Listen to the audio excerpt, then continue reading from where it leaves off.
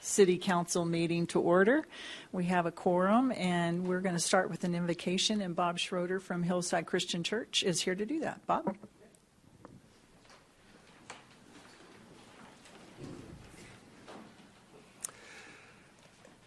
Father in heaven, today, as always, we're grateful for your promises to us as individuals and as a community.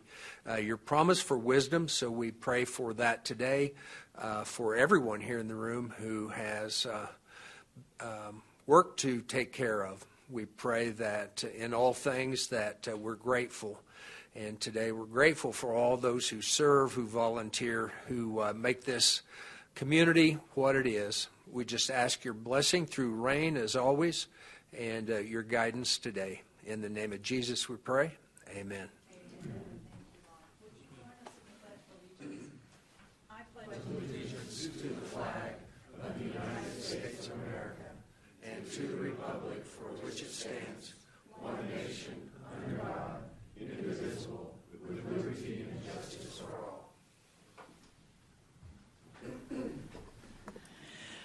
We're going to have I'm going to call the city manager to the microphone to help us celebrate something with regard to our vital statistics department. All right, I'm going to go ahead and call up a bunch of our team, all of our vital statistics team, and the rest of everyone that's up here. They're going to come up here and stand with us while Laura Storrs, Chief Financial Officer and Assistant City Manager, talks about the award and what we're being recognized for. But it's vital statistics, so Laura, come on up.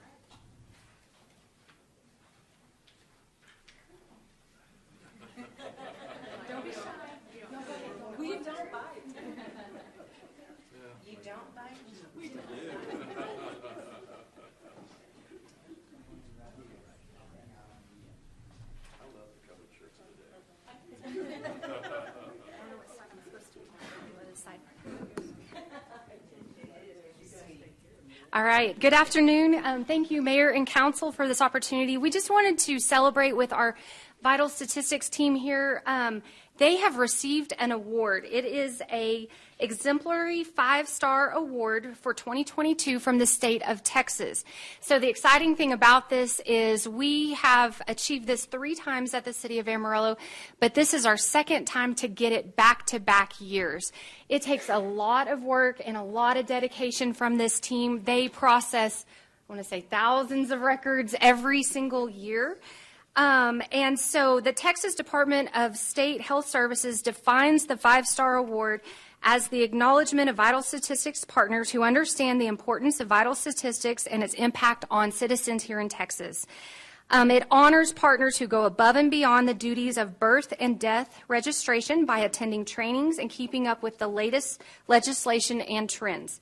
So some of the criteria included in this award is customer service goals, such as registering 96% of birth records and 96% of death records in the local acceptance queue within 1 business day for the time period January 1st, 2022 to September 30th of 2022. So this team, they're not a large team, but they do a large amount of work. And we just want to celebrate with them on achieving this award. It's an honor for our organization, for our community, and especially for this group. So we appreciate y'all's work.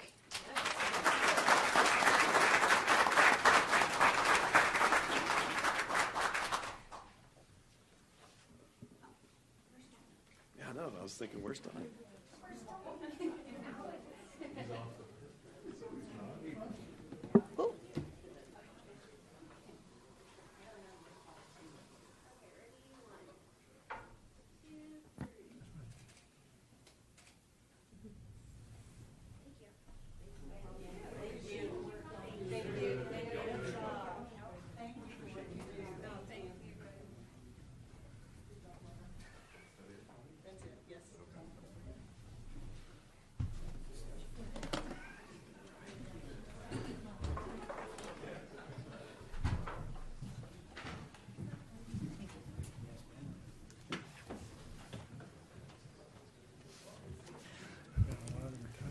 I'll check with the city secretary, but last I checked, we didn't have anyone signed for a public address. Is that correct, Stephanie? That's correct. Okay, we'll move on then to agenda item 1A, reviewing the agenda for this regular meeting and its attachments. Is there anything right up front, council members, that you need more information or questions, have questions about? Mayor, I don't have anything at the moment. Okay, let's move on to item 1B, which is discuss the airport hotel study. Mr. City Manager? All right, Mayor, we've got Mike Connor, Airport Director of the Airport Airport, to present the item for us. This is a study to evaluate the opportunity of possibly allowing a hotel to locate on airport property. It's long been desired by people that travel into Amarillo and people that want to get ready for an early flight to have a hotel they can stay in that's adjacent to the airport. So, Mike, give it to us. Good afternoon, Mayor and Council. You have a copy of or you should have a copy of the executive summary of this study. The actual studies, the report is pretty long, but I did give 3 copies of that to Stephanie in case you want to see the whole report. So prior to the pandemic, I proposed that an airport hotel be constructed to cater primarily to airport passengers and business people, but we decided to kind of wait to move forward with that until we were sure that the hotel industry had kind of a more stable future, after the pandemic. So we believe that having a hotel located at the airport will provide a significant convenience for passengers, especially those with early morning flights.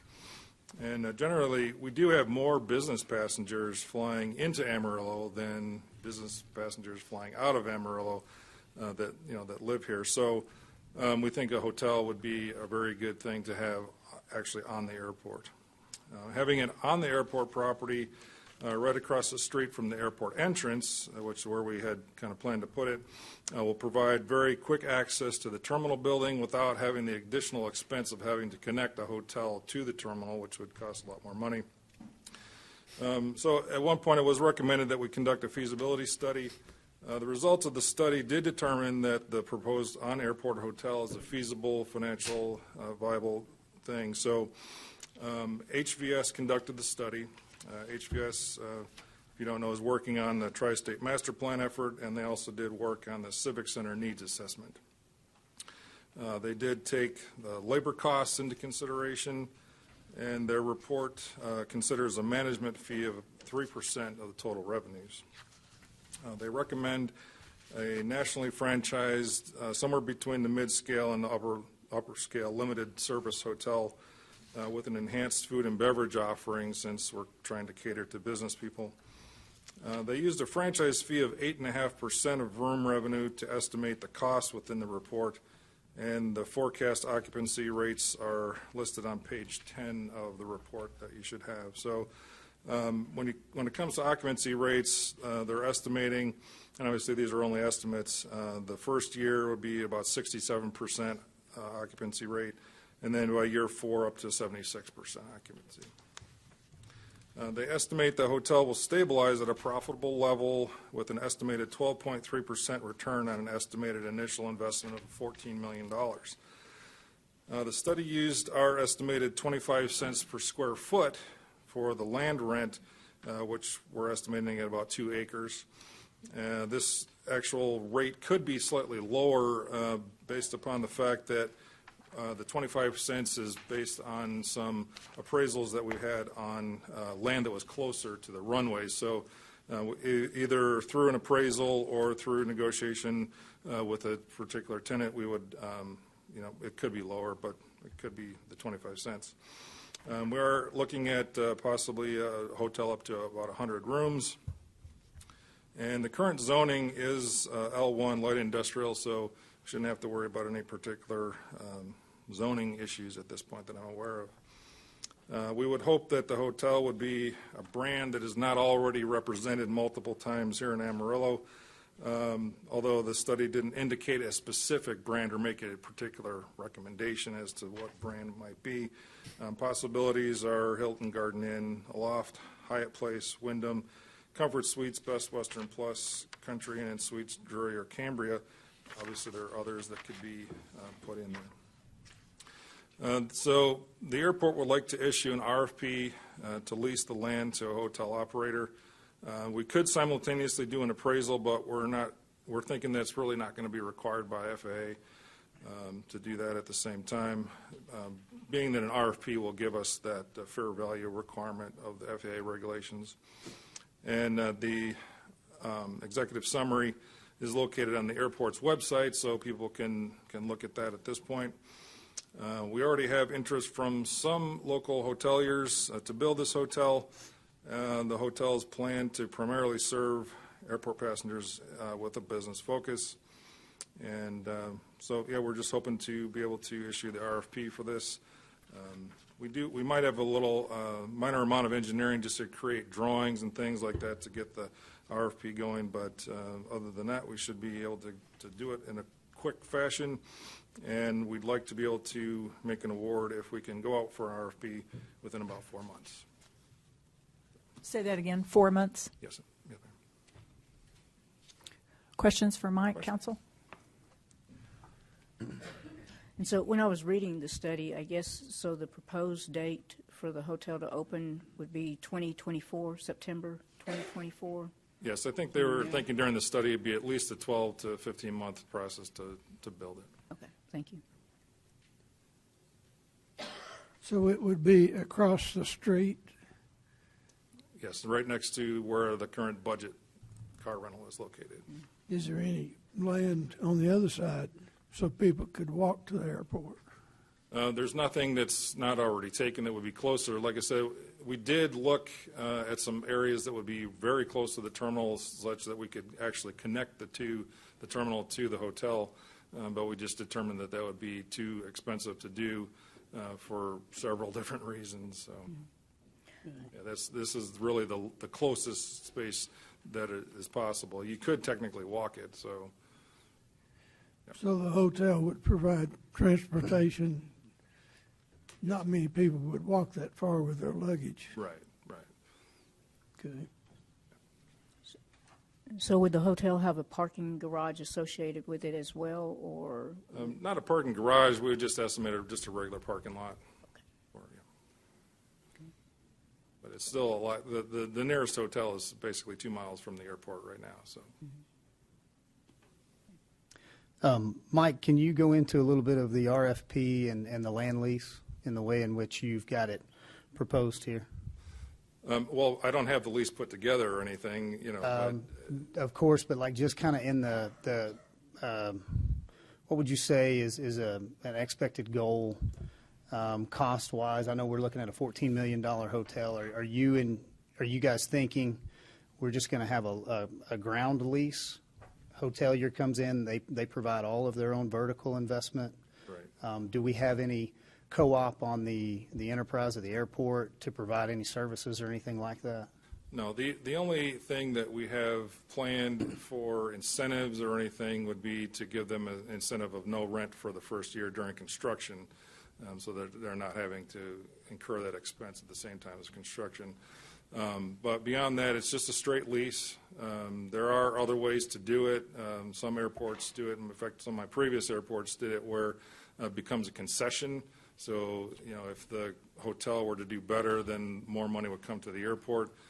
But in today's market, that really causes a lot of problems, and it also causes some problems with our DBE situation. So we just chose rather to do it as a straight land lease rather than go into all that. And the hoteliers really don't like that. It's much more difficult from a paperwork standpoint to keep that all straight, and from the airport standpoint, since I've done that before. But yeah, it's just a straight land lease. And like I said, it could be that somewhere in that 25 cents per square foot range. And that was what the study was based on. 2 acres, is that what you had budgeted? Yes. Okay.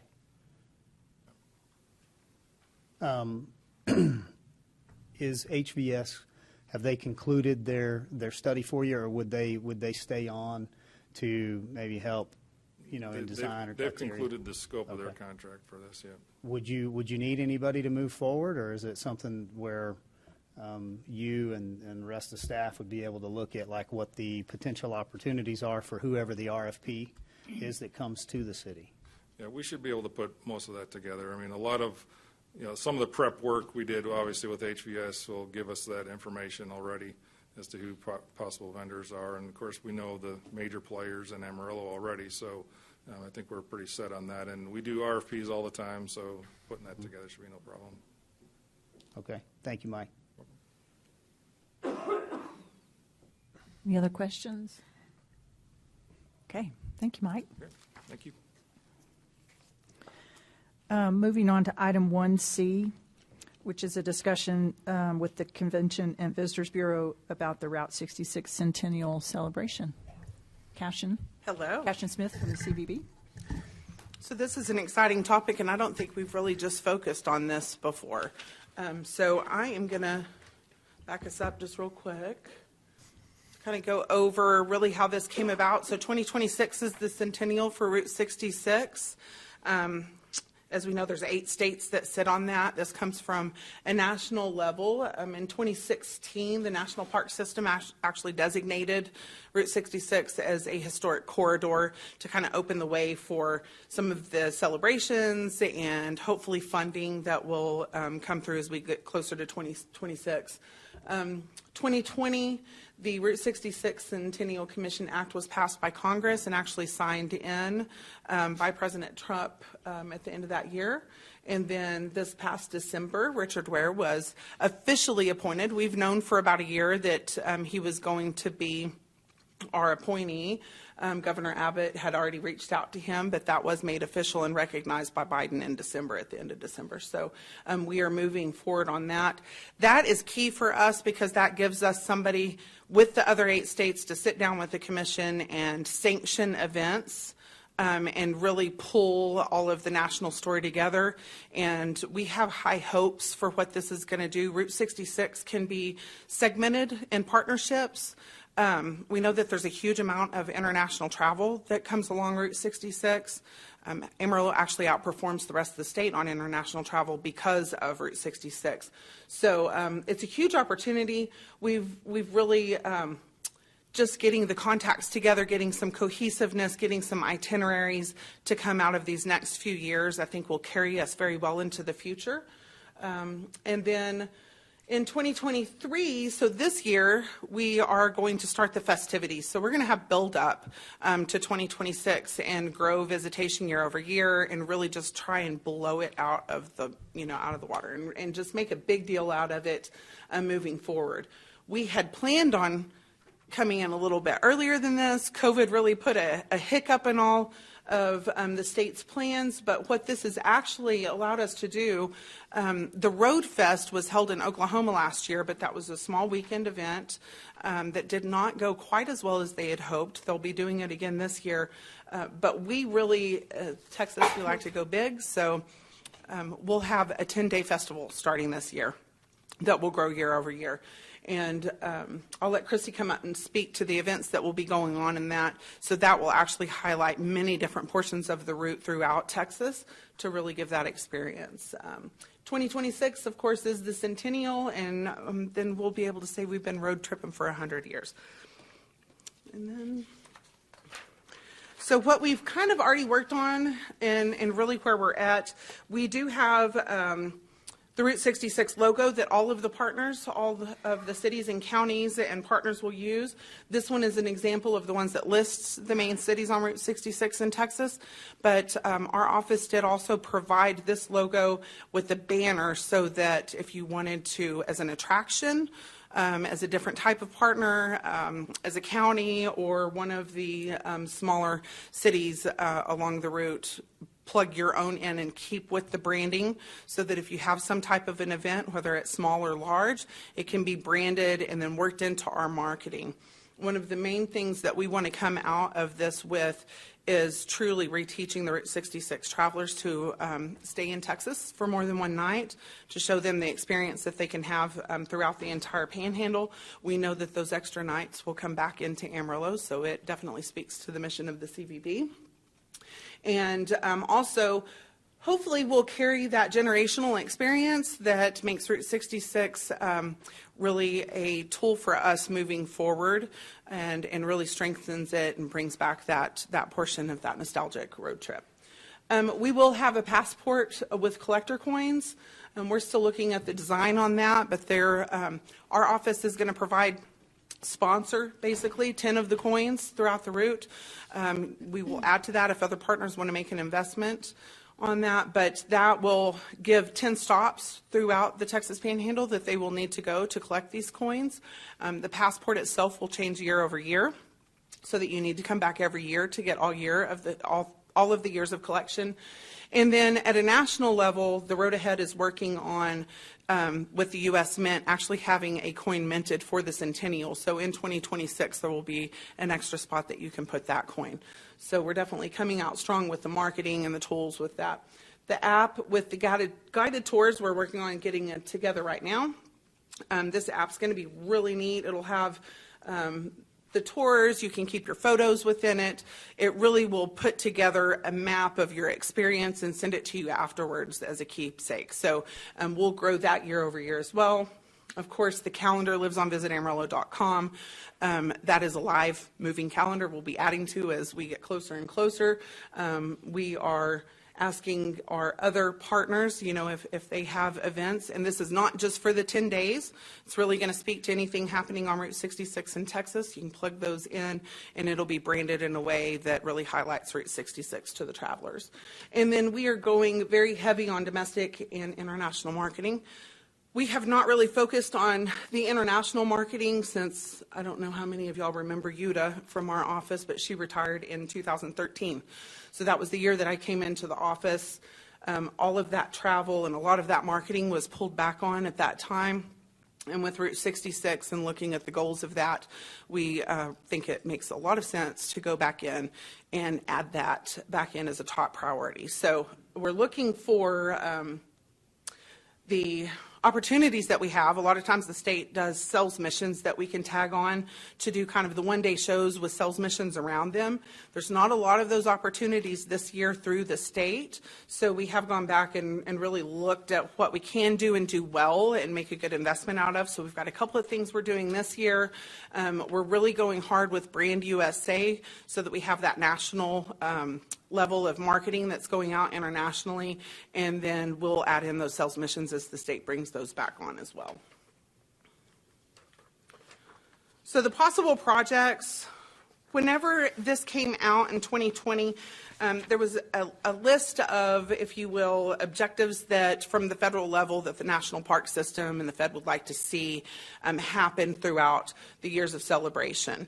A lot of that is around preservation and revitalization, the celebrations, to mix in kind of that diversified, the diversity, equity, inclusion that everybody is discussing, to have those kind of experiences within the celebrations. So we have really, as we're moving forward on things and as we've planned things, we've really tried to keep that top of mind, because if there is grant money that comes out that is accessible to Route 66 specifically, we want to make sure that we're ahead of the curve and easily qualify for those things. So we do have a robust schedule that really speaks to that.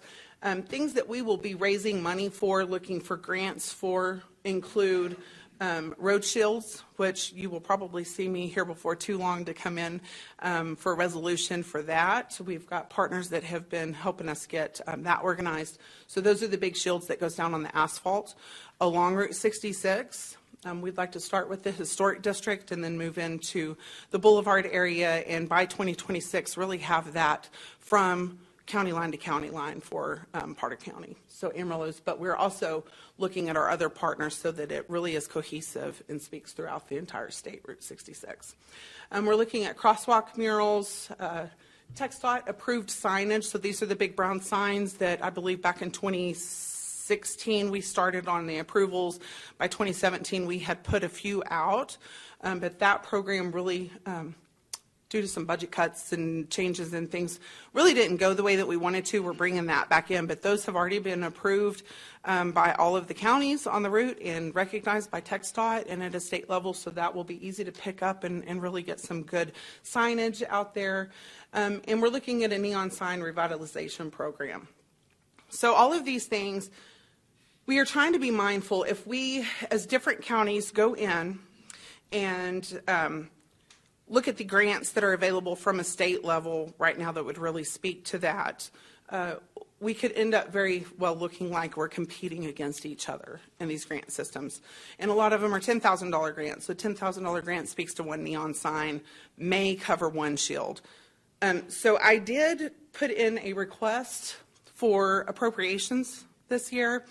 Just found out recently in the last couple of days that For Price is going to support that and amend that to the budget. So hopefully, fingers crossed, if we don't get it all, just pieces as we go forward, would make a huge difference on what we can get off the ground.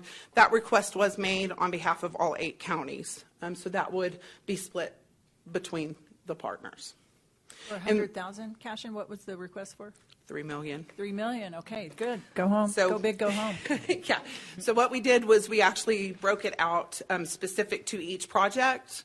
I believe they're going to split it up per project and write it into the budget that way. That way, like I said, we could get all of it, or they may have 1 or 2 projects that really speak to them and they let pass. And that way, if they cut it, not the whole thing gets cut. So, yeah, we definitely asked for a lot, but we think that it is really, it's the time to do it. It's time for this investment. So I'm going to let Christy go over the schedule.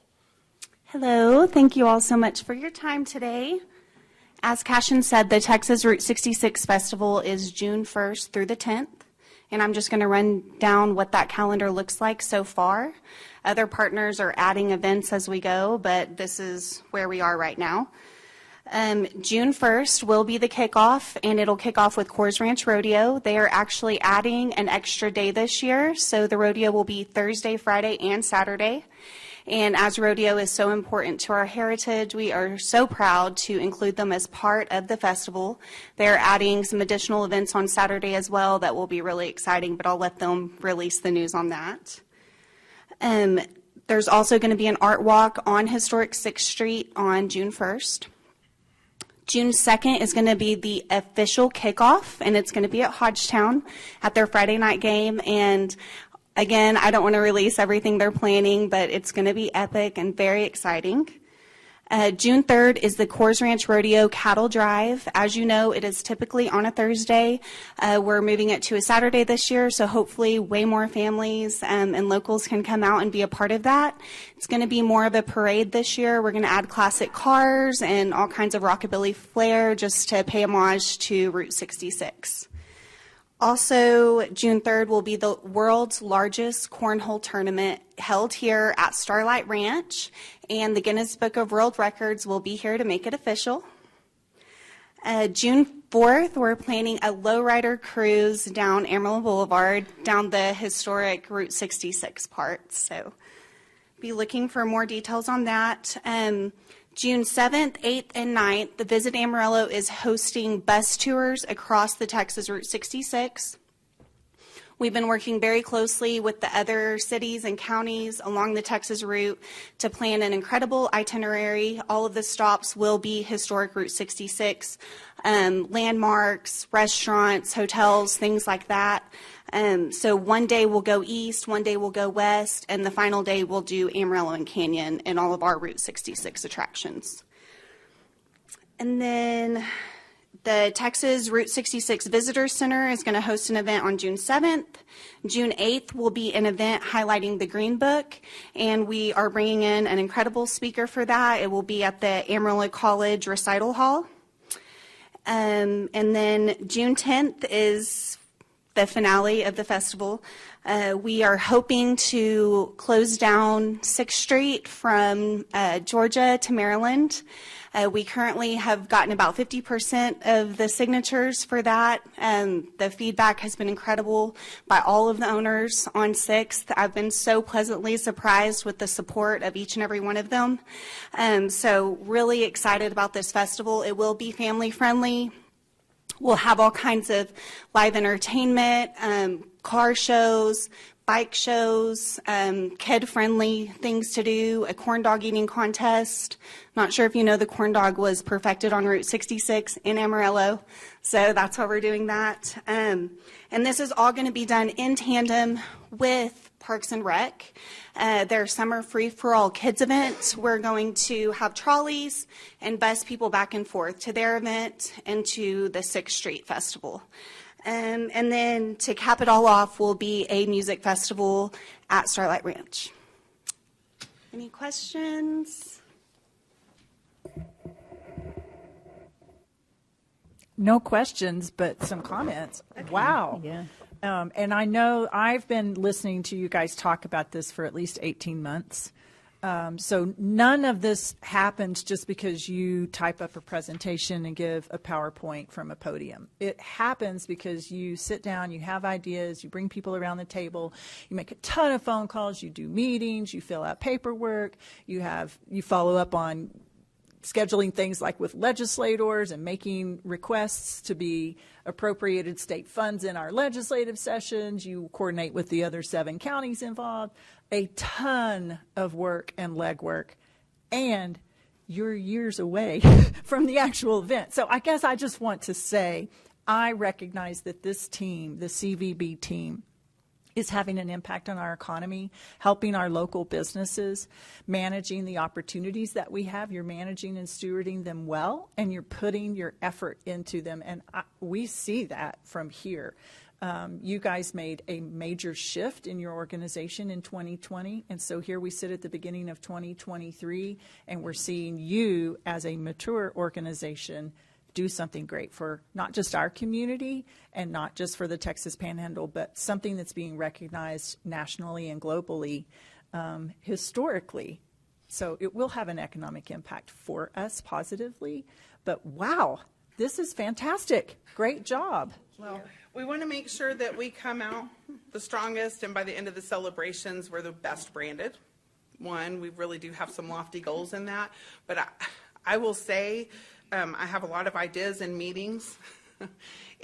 There are 4 people on our staff, Christy, Hope, Sal, and Jackie, that leave the meeting. They're not overwhelmed. They're very organized. They get after it. There's an excitement in our office about this that is just mind-blowing to me, that everybody is just so on board with it. The support that is coming from some of the partners that historically we haven't always had the best communication with has been beautiful to see. Being able to highlight some of the smaller partners that we don't always have in the big write-ups and the big ads and those kind of things. I don't know, there's a certain pride point with being able to do that and to feel like we're servicing all of our partners and that they're feeling that impact. So thank you. Great job. Yeah, excellent. We are really excited about seeing it. And of course, we've tried to partner by putting it on our legislative agenda, mentioning it in our conversations with legislatures. I didn't want to talk about the $3 million too much because I'd never done anything like that, and in case they called and laughed at me. I just wanted to make sure that it was just me that knew that, but no, I'm very pleased. Yeah. That was a lofty ask, and to hear that excitement come back and the support of that, we're very excited about that as well. So. And also, I forgot to mention just my thanks. I know Michael Kashuba kind of headed up putting together a city task force for the festival planning, and it has been a huge relief to me moving forward. So thank you so much for that. Well, the leadership in our Parks and Rec department right now is outstanding. Yes, and so Michael is definitely leading that team. Kristen does a ton of pulling the weight over there too. So I think it's genius to coordinate those events. It just makes what they're doing, highlights what they're doing, and they can highlight what you're doing, and that's fantastic. So and back to what you're saying, Cashin, you don't get if you don't ask.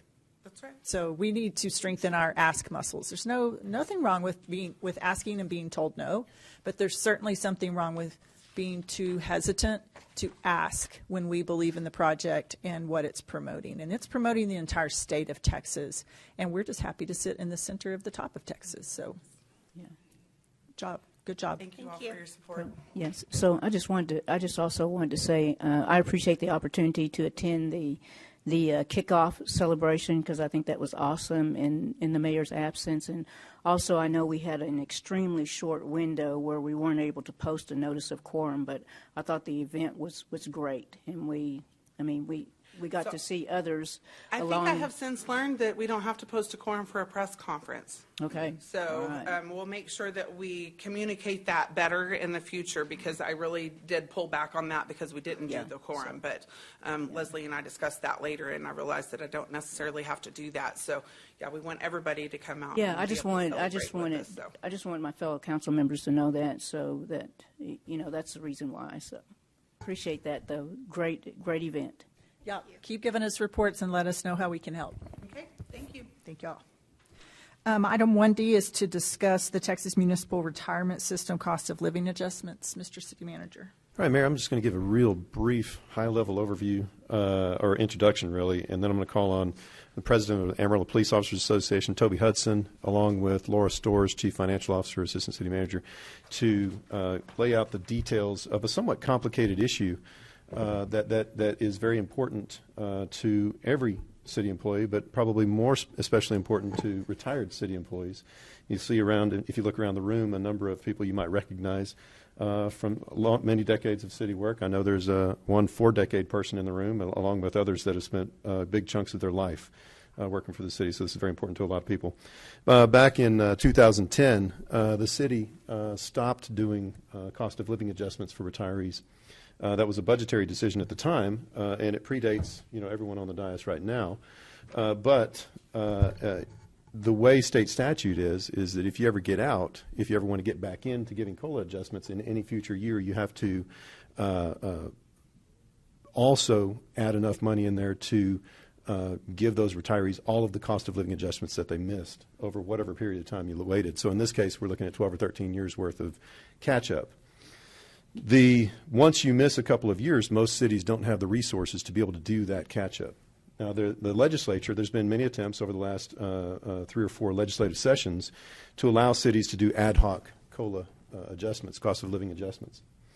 And there's a number of perspectives at the ledge, and I'm not going to really put words in anybody's mouth, but there are some that want to make sure that cities have to do the catch-up, so that that will encourage the cities that are still doing COLAs to not get out, because it'll be more expensive to get out than it is to stay in. But for those cities that did, at any point over the last decade or more, stop doing COLA adjustments, it almost puts it out of reach. So we have an opportunity during this legislative session that I'd like Toby to come on up and tell us about. Y'all all probably know Toby Hudson, but Toby's president of the Amarillo Police Officers Association, also sergeant with the SWAT team. Right. Did I miss anything, Toby? No, sir. I think you got it. Good afternoon. Most of you guys know me, but for sake of introduction, I am Toby Hudson. I'm a policeman here in Amarillo. I'm also the president of the Police Officers Association. This issue has reared its head several times over the past few years, all the way back to 2011. And sometimes it gets put on the back burner. Sometimes it goes to legislature. But I'll give you a little bit of history. Mr. Miller covered a whole bunch of it. But the city of Amarillo has almost 2,000 employees. It's by all accounts the 5th largest employer in the city, is the city itself. It also has approximately 1,200 plus retirees, current living retirees. The Texas Municipal Retirement System, otherwise known as TMRS, is the state retirement system for city employees. Employees and employers both contribute, and employees choose from a number of options upon their retirement based on their needs and their beneficiaries, lump sum drops and monthly payouts and a whole bunch of financial stuff that I don't really understand, but that's how that works. So state law actually governs TMRS rules with respect to contributions and COLAs and lots of other things. And COLAs is a short for cost of living adjustments. So cost of living adjustments is what we're here to talk about. Like Mr. Miller said, current law states that if a city chooses not to give retirees a COLA, they must make up what was missed before reinstating one. This catch-up penalty is meant to discourage cities from jumping in and out of COLAs, protecting employees, and holding cities themselves accountable. Amarillo opted out in 2011 to provide those COLAs to retirees, leaving 2010 as the last cost of living adjustment that any city retiree received. We're not alone. 28 other Texas cities have opted out at various times, from the very small to the very large. So we are not the only ones that are in this boat. but it's left many people without a raise over the years. The opt-out, which was chosen by previous administration or previous council in those cities, and even perhaps for legitimate financial reasons at the time, have left a lot of retirees on a fixed income for life. 2022, this last year, the annual inflation rate is roughly 8 to 9%, depending on what report you're looking at or what study that you see. That even led to a federal Social Security raise this year, a cost of living adjustment of 8.7% for Social Security recipients. So even the government, the federal government, is acknowledging that we're kind of in a pinch right now as it comes to cost of living. There were bills filed in the Texas legislature in 2011, 2013, and 2019. Those bills either died on the floor, in committee, or never made it out of committee. Some of those bills had some strong opposition. Some of the reasoning behind that was that the bills were filed to completely eliminate the catch-up provision, which was designed, like we said, to protect employees and keep cities honest. It also stabilizes the funds by keeping things much more predictable for the managers of those funds so that they know what money is coming in.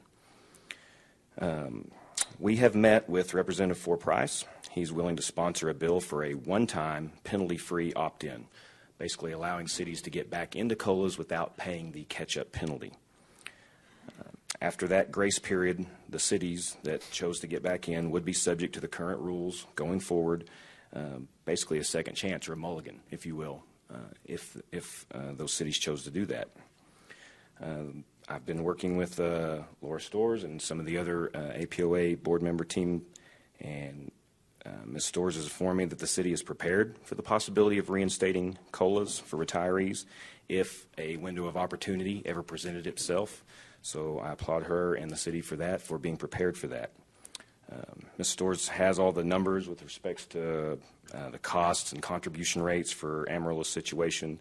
And if there's any questions on those, I'm going to defer to her because those numbers are way over my head.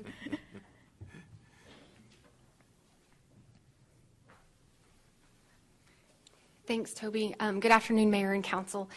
I'll keep my piece very brief. If you all will remember, we discussed the TMRS COLA and some of the history related to it and some of the costs associated with it during our 2 or 3 day budget workshop back in July when we met and we were going over all things city related to the city budget. And I know it's an information overload at that point, but this was something that we brought up. It is something that we do get phone calls from our retirees. I'm sure y'all have had retirees reach out to you as well with some questions about it. And so during budget, wanted just to provide a little bit more information for you all.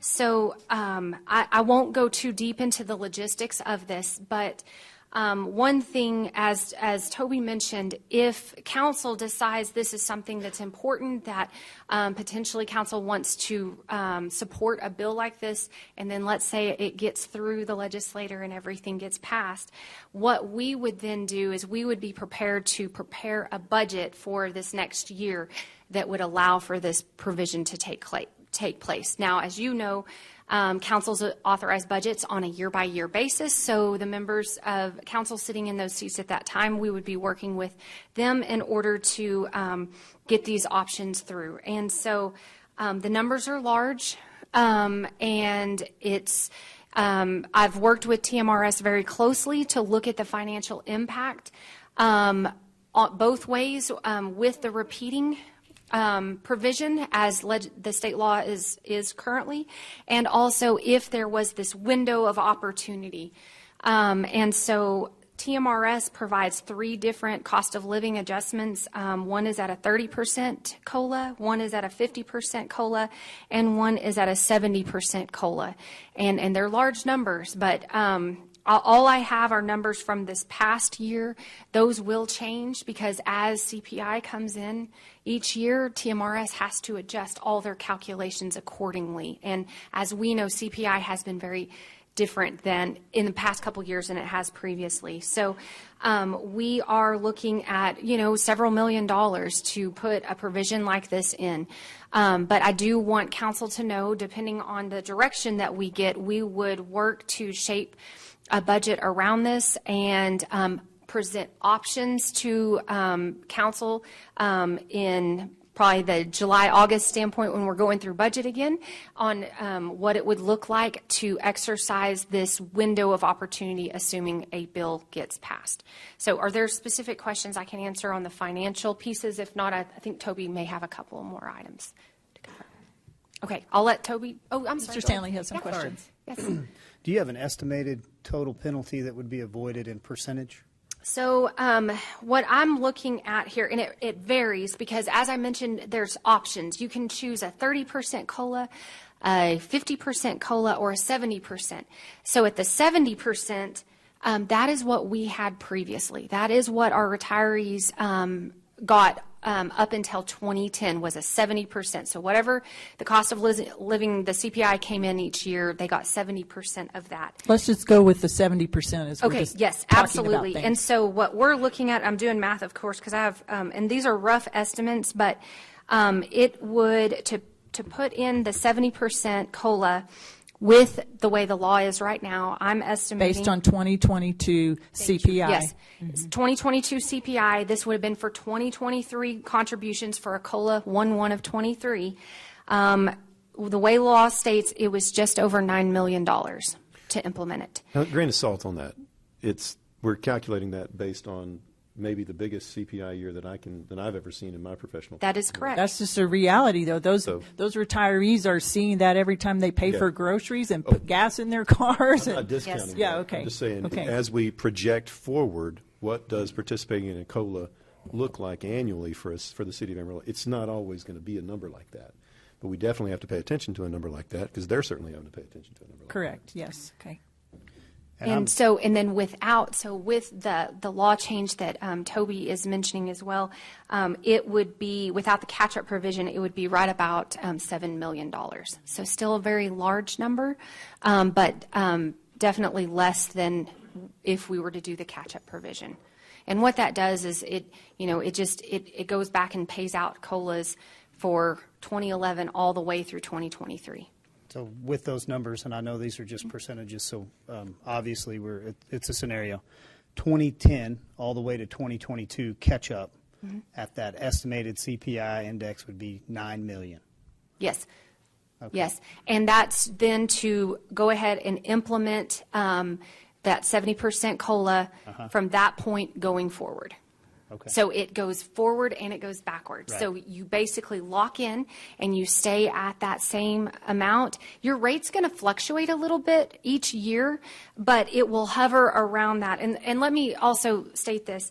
Our current contribution rate into TMRS, our required contribution is 11%. This council directed us during budget to keep it at 11.85%, which is our prior year funding number, knowing that there were some challenges like this that maybe we could start kind of working up to afford.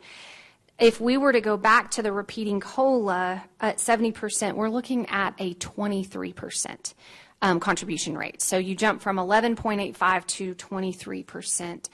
On the city's portion of what's being put in. So those numbers certainly are lower on like the 30% COLA, and they are, I would say, much closer to an achievable amount than maybe the 70%. And I know by all means every retiree would certainly prefer the 70% COLA, but I think that anyone would be supportive of any COLA that could get put into place because something's better than, I think, nothing at this point in time.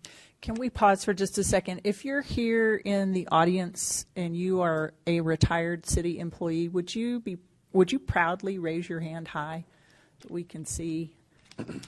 I want to thank you all for your service, and I thank you all for being present here just to stay engaged in this issue as the city works on it. And I want you to know we've heard you. I've had phone conversations and email conversations with several of you, and I know you visited with other council members as well. Laura, just to be very practical, is there really, we're not talking about one-time dollars here. So this would be an ongoing expense that would impact every single budget moving forward if the city, if it passes in the legislature, which it is in our legislative agenda or we're going to discuss that, supporting that. Realistically, is there any way that we can provide the services we provide to the city currently and do this without a tax increase? I would say that I don't think that is possible. It will exceed certainly this year, but in all likelihood, many years, it will exceed the amount allowed under Senate Bill 2. That is so correct. It would require, in many cases, and I'm not going to say all cases because it might be small one year, a voter approval tax rate election. So in some ways, this is, if we agree to do the COLA, it's agreeing to do a voter approval tax rate election. Every year, it would put in front of the voters whether or not to support, essentially, the COLA adjustment for our employees. Yes, if it varied much from year to year, it would certainly, I think, trigger needing to go take it to the voters to have them weigh in. Now, I did want to... And that's just a result of the legislative change in 2019 when they capped us at 2.5%. So it's not that the city council couldn't decide to do it. They can decide to do it, but the state legislature put a restriction on our local authority, and they said, yeah, but you can't do that without asking voters for their approval. So everyone needs to understand on the front end that this is a multi-layered process. We're asking for the legislature to even open this door. Once the door's open, if the city council decides to walk through it, practically that impacts our budget numbers in a way that would force a voter approval tax rate election every single year in order to accomplish paying this to our retired employees. And if I may, just real quick, let's, I know we've been talking about the 70% COLA. Let's talk about the other end of it just real quick, just to put a couple of things in perspective. Again, we're looking at this past year. To do the 30% COLA without the catch-up provision, I'm calculating it would be around $2.5 million. Now, that's maybe a much easier to swallow number than, say, $9.5 million. So $2.5 million, what we're looking at, that's roughly maybe 2 pennies on the tax rate. The other thing, just for council to remember from when we had our budget discussions, and maybe also for our citizens to understand, going back to Senate Bill 2, we're capped at that 3.5% increase year over year in revenue to support our general operations. What that looks like is a 3.5% growth. We captured the full amount in this current year. That was about $750,000. So within the council's authority, you all could authorize up to $750,000, which doesn't get us even to the 30%. So that additional amount would need to go on to the ballot for the citizens to weigh in about it. And that's just where we're at because of the changes in state law that are in place.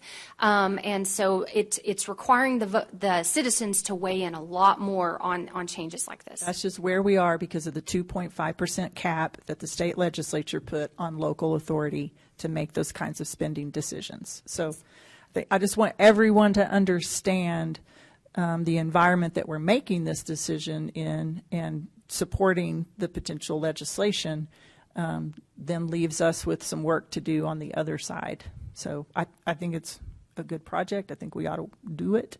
But just want y'all to understand, because you've made the effort to be here today, you're engaged in this conversation, just want to have some open expectation setting on how much work there is in front of us to actually implement this.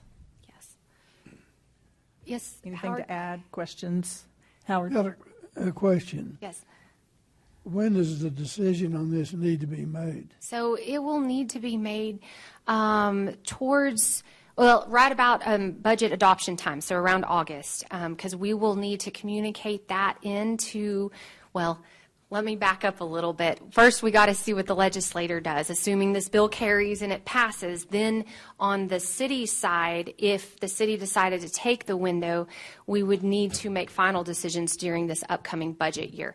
But I think maybe the other question is if council wants to support something like this, to show support. Toby's going to talk about that, I think, a little bit, what that might look like, and we're talking as soon as possible would be great to have some direction from this council on it. So I think what we need to do today is to give them some direction. Staff needs some guidance.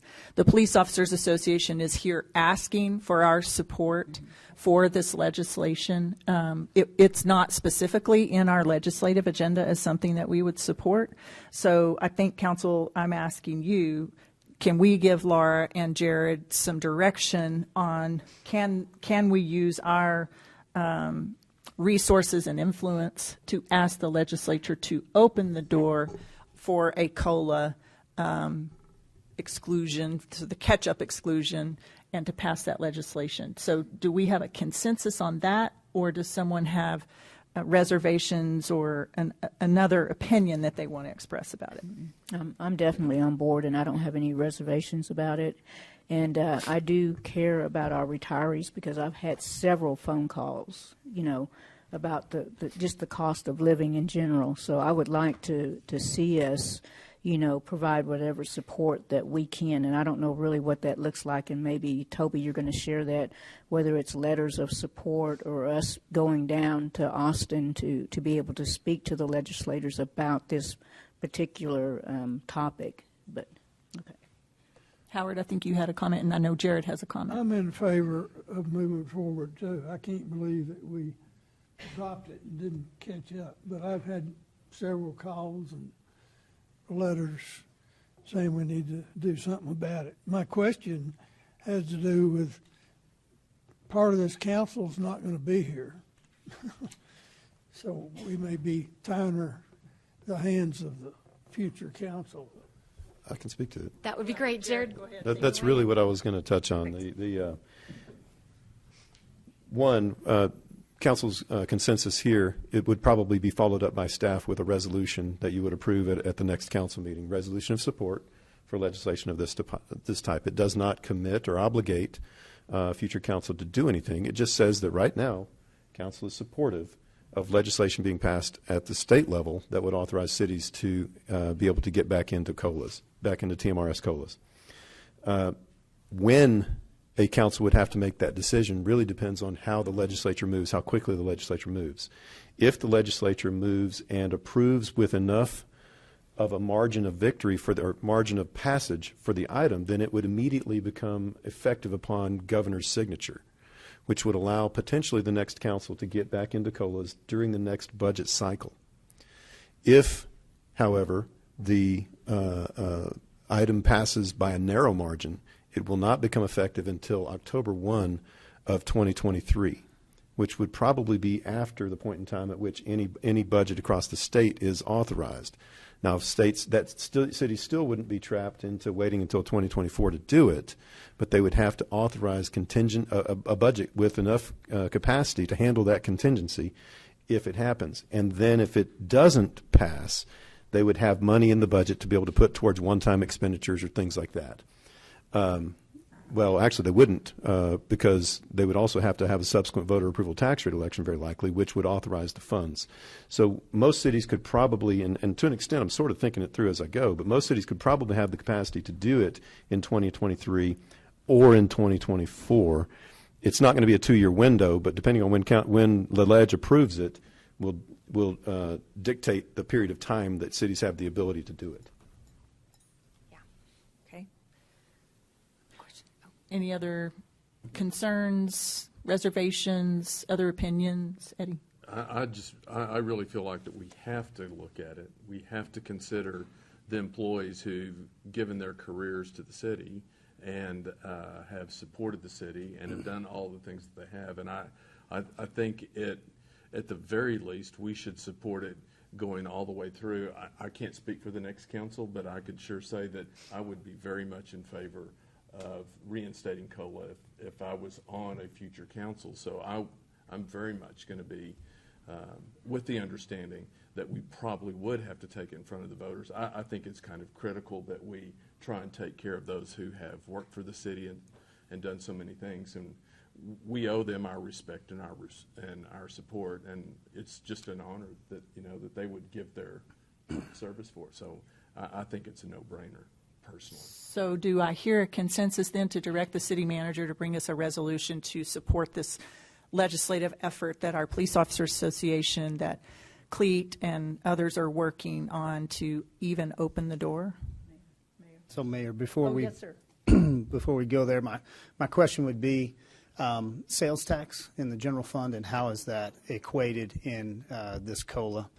Are you relying totally on property taxes to award this, or is it also calculated with our sales tax? So the challenge with sales tax is, as the economy ebbs and flows, as you know, it can change what those sales tax collections look like from year to year. On something like this, if it was put on the property tax rate, it's a certainty the city will collect that money in order to properly fund the TMRS contributions that would support these COLAs. If we were to build it in the sales tax, now we potentially could even do a blend, and do a little bit from sales tax, a little bit from the property tax rate. The challenge then becomes, if sales tax does not perform, then we are starting to look at other items inside this, because we would be obligated to fund this rate, but we would have to find something else in the general fund to start cutting back on or postponing, because we wouldn't have enough money coming in from sales tax to support the regular budget plus this option as well. This is that same thing we've talked about over and over and over again, that it's a year-over-year expense, and it's an obligation. So anything that's an obligation can't be attached to something that varies every year. It has to be attached to something that's certain and we can count on. So the difference between sales tax revenue and property tax revenue is just that basic idea that sales tax revenue varies every year, property tax revenue is guaranteed every year.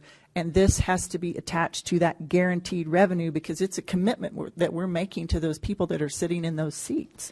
I see it that way, Mayor. So I guess my consideration is how do we put that in front of our public in a voter approval election every year? Why is that not based in more foundationally into our budget, and our other items that are more peripheral would be up for hey, we're offering this to our citizens, and if we want it, we get this, and if we don't, we don't. So my curiosity is you're going to avoid a penalty by opting back in, but then we would potentially opt ourselves out at a general election if we got it voted down.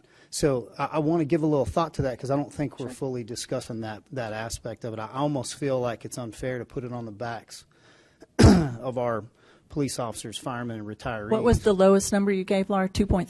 2.5. Yes. 2.5. So that's going to just be a budget workshop conversation. But if I was sitting here in a budget workshop with you, I would say, what do you want to cut? Libraries? Well, yeah, and I almost, I mean, you want to, lay people off, because that's really what it's going to look like. We're going to lay people off in order to make up that much of $2.5 million in our budget. Is pretty hard. We're only going to get $750,000 that we can shift before we hit that voter approval tax rate requirement, and there's just not enough margin there without making cuts. Okay, well, what are you going to cut? You're going to have to cut employees. But in budget workshop, I would ask you in the way of like, okay, are we out for good, or what is the penalty from here forward? Because if we don't make those hard decisions in budget workshop and we do take it to our general election and it gets voted down, what is the consequence of that? And we may not know that because of legislation. And I think that has to rely on what comes out of the legislature. But it's a budget workshop conversation. I understand, and I think those are important, and especially with the overall budget. But like in the way of looking at this, it's not quite as clear cut, maybe with the legislation. Are you saying you do not want to support what the Police Officers Association is asking for, because you are concerned that we can't budget going forward for it? Having a conversation about what that legislation currently looks like. So let me ask you, what do we know about this legislation? Like, has it been drafted? What else can you tell us, and what more can we gain here? Sure, yeah, I can answer a little bit of that, not a whole bunch of it, but I understand the issue between the competing interests in getting this funded. Of course, this is going to be a two-step process. We can really only support, as the Police Officers Association, step one, which is getting the legislature to even give us the window for cities to opt back in. Step two is those individual cities themselves budgeting for those COLAs. So Representative Price's chief of staff has indicated the bill's in the research and drafting phase. So he's promised me that the earliest we'll see preliminary language, which can always be tweaked through the process in committee and stuff, will be the beginning of February. So we're still waiting on preliminary language. That's what I'm hoping to see and read very soon. And when I get that, I will bring that to you guys, or you guys will probably have the ability to see it yourselves. I feel like I'm probably preaching to the choir a little bit, but I know everybody's in favor of this. I just wanted to kind of highlight the importance of it from a city standpoint, of course. And as the Police Officers Association president, of course, my duty is to represent the officers themselves that are currently working. But at times I've found myself being able to speak for city employees generally, and also for retirees who just don't have a voice currently anymore.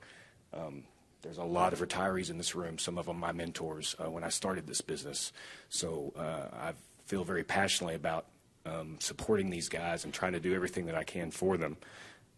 The unemployment rate in Amarillo is, of course, as low as it is anywhere in the state, which is a good problem to have. The problem that presents the city is a 2.6% employment rate means that there's lots of jobs out there, and the city is just one competing interest trying to get employees. So I know we've got approximately 85 open positions in the city right now. That includes in the police department, certainly.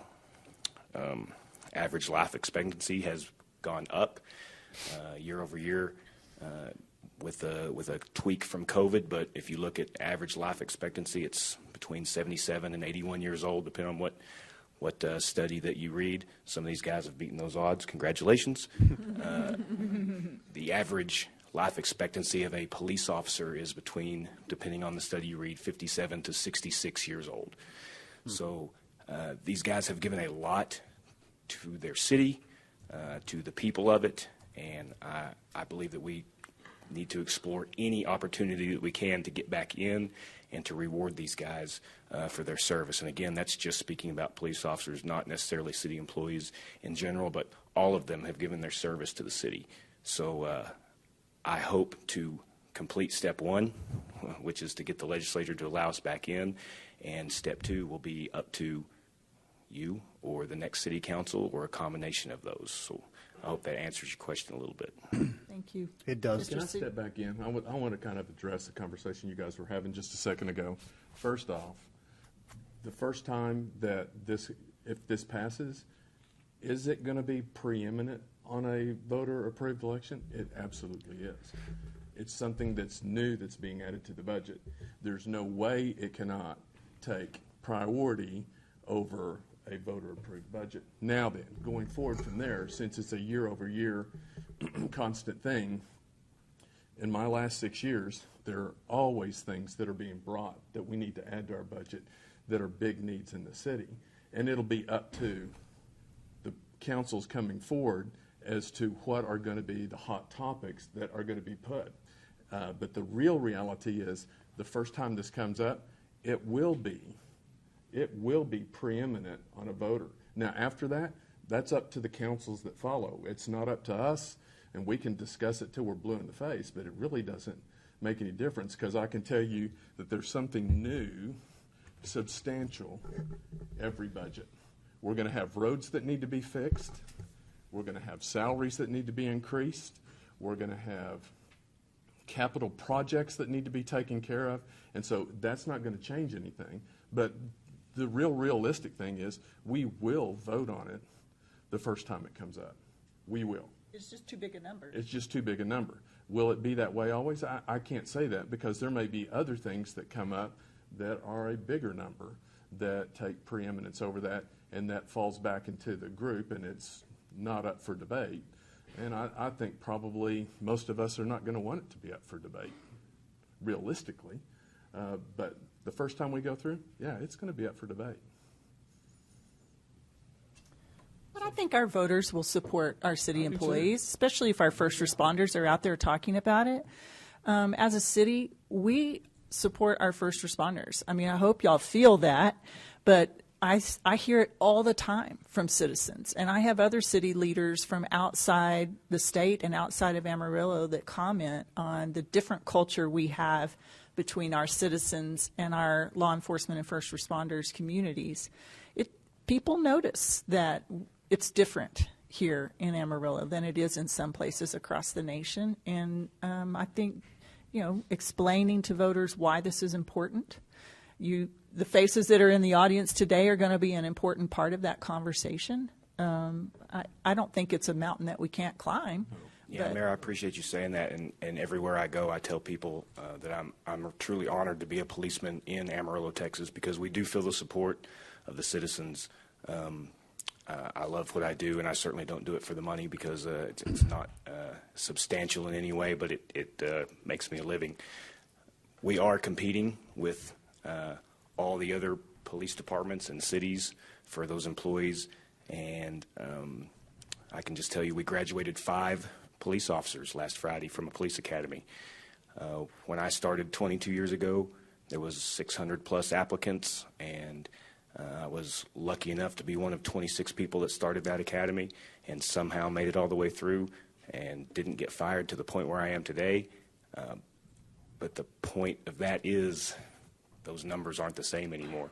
It's difficult to get people to apply for this job, and the numbers are cut almost down to maybe a quarter to a fifth of those numbers now, so maybe 100 people apply for the job, and so we are scooping out of a very small pond.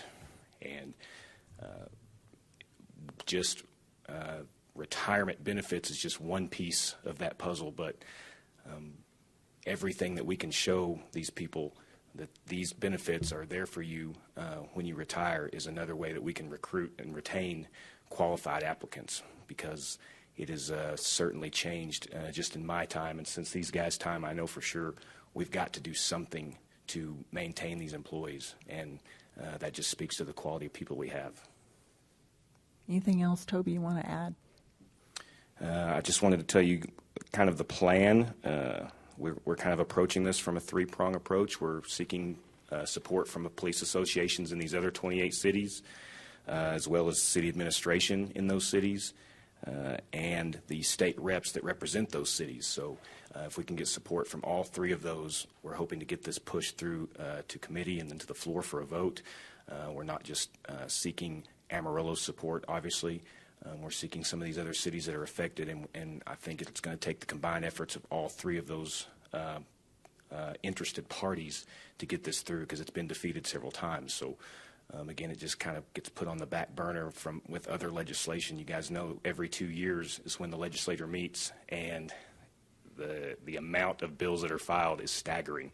So just a small percentage of those reach the floor for a vote. So some of these just get lost in the paperwork, and then it's another 2 years until that happens again. So this is our window, I believe, and this is our best opportunity to do that. So we're doing everything that we can to push to that finish line.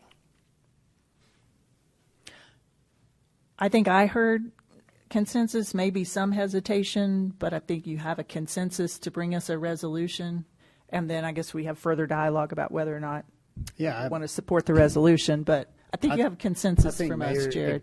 I think it goes without saying that you do have consensus. I think it also is something that we would take every opportunity to encourage not only our association, our retirees, and this council to push for language in this legislation that has a consideration for what this looks like as future councils have to, deal with budgets and priorities. I know I asked in conversations with Laura about this if it could be drafted so that it did not become part of the 2.5% cap that the legislature put on local control.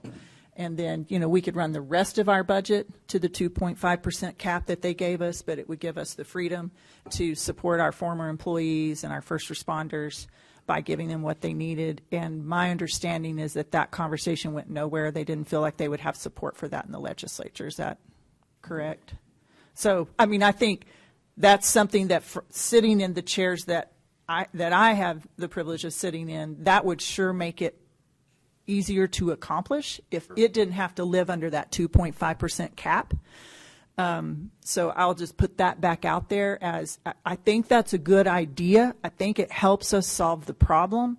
And we're just asking for the ability to protect and invest in the people who have protected and invested in us with their careers. So it seems like a very reasonable ask to me. Sure, and we had that discussion about trying to word some language in that, and you guys know how strong the support was for Senate Bill 2 and the limiting of local municipalities to be able to raise taxes, and I think that would probably be a bill killer. Yeah, and that's what I understood. And so, just back to specifically crafting the language so that we can implement it in the budget world that we actually live in. I don't know that we're going to get there, but we're trying. So I'll say that out loud, that I still think that's a good idea, but I understand that they understand the political waters of the legislature in Austin better than I do because they swim it every day. Right. So anything else from? Okay. Thank you guys for your time. Toby, appreciate you. Toby, thank you for your work. Moving on to item 1E, a quarterly budget update, Mr. City Manager.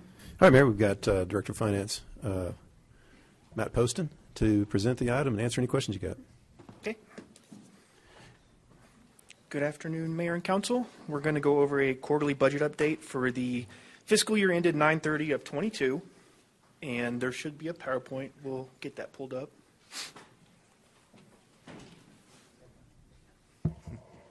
These are going to be our unaudited fiscal year 21-22 numbers. Our final audit, there still could be some final audit adjustments. So our audited numbers are going to be available next month. Okay.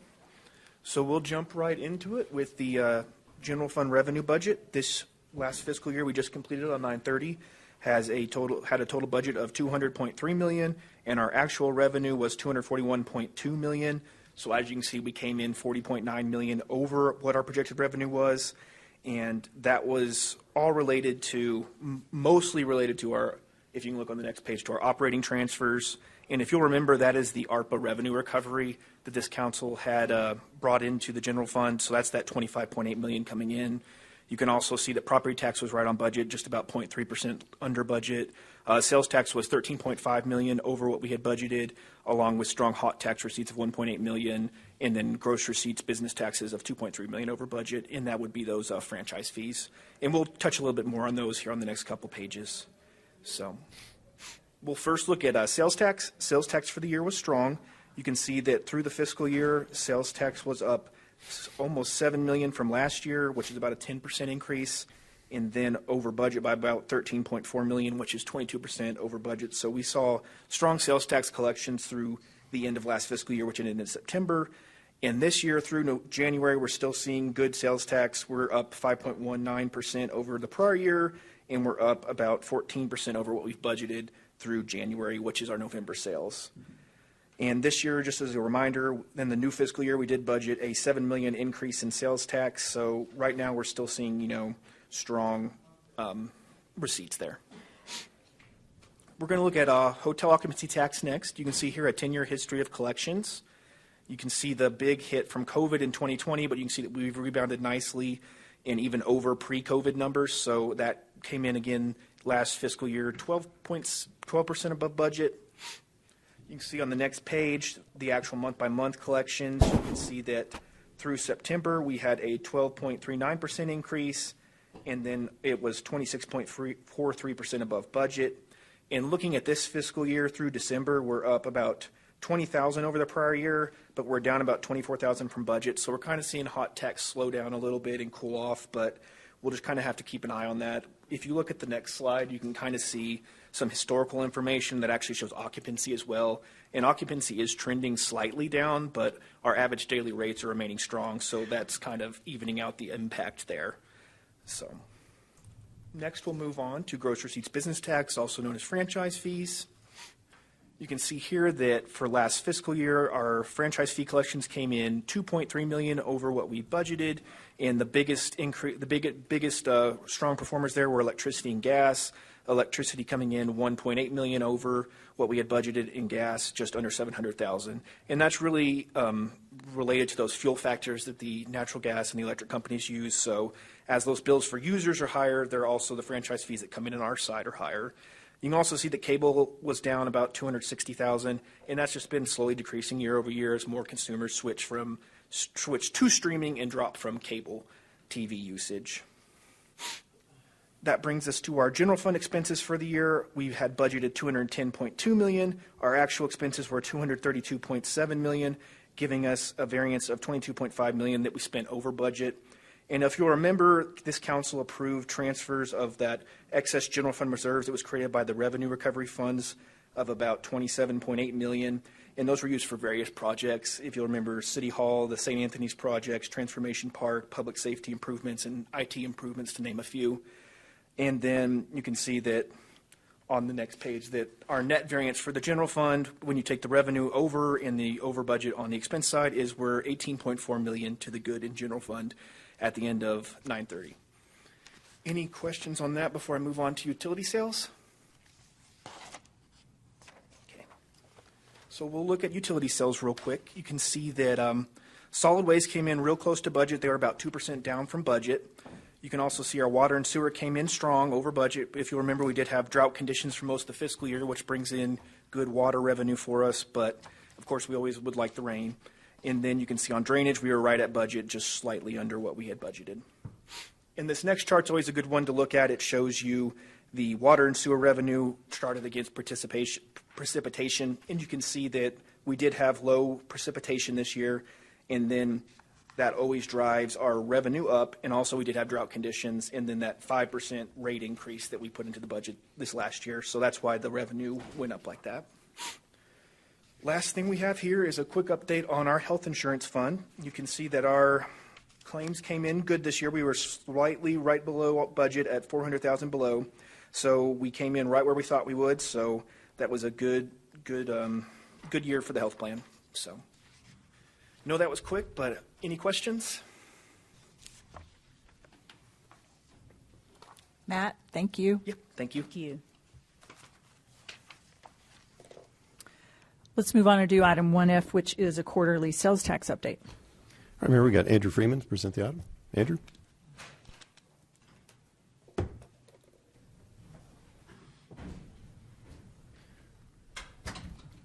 And we'll hit the high points, make it real brief, and answer any questions council wants on more detail. Yes, sir.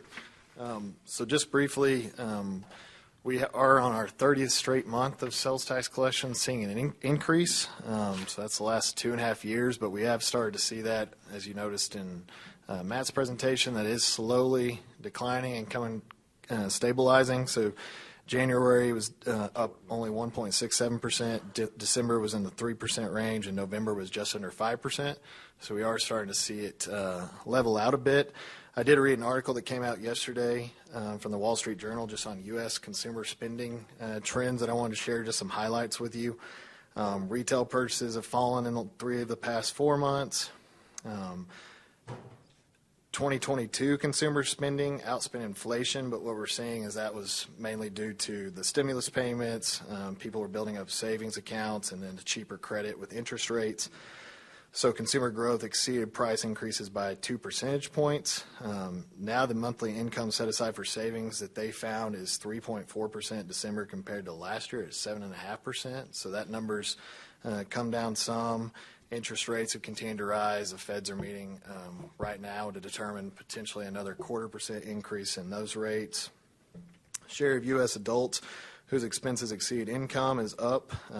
Those making less than $50,000 have seen a 7.2% increase, and $50,000 to $100,000 in income is at 2.6%. And then looking at mortgage payments, 57% are concerned with making their mortgage payments nationwide, up from the third quarter at 48%. So we're just seeing some of those national trends right now that might come to play here in Amarillo. But as you all know, Amarillo is kind of a world of its own here as far as the ebbs and flows of the national economy. Amarillo seems to handle a lot better, be better prepared. We've got a diverse economy. So We will be watching those as we move through the next few months. In particular, that'll be key to the current budget and current fiscal year, just looking at some of the trends I'm about to share of our current collections. So luckily we were able to skip last week. That allowed us to get December and January numbers in here just to show you some current data. December 22 collections, we had 7 of the 9 industries saw an increase month to month. And then we had, just looking at fiscal year to date, 8 of 9 were showing an increase. So strong for the December month. And just as a reminder, December collections are from 2 months ago's sales. So this is October data. Furniture saw a decrease at 5%. Electronics and appliances decrease of 3%. So these are just giving you ideas, some of the trends based on industry. Building materials were up a little over 5%. Food and beverage was down 3%.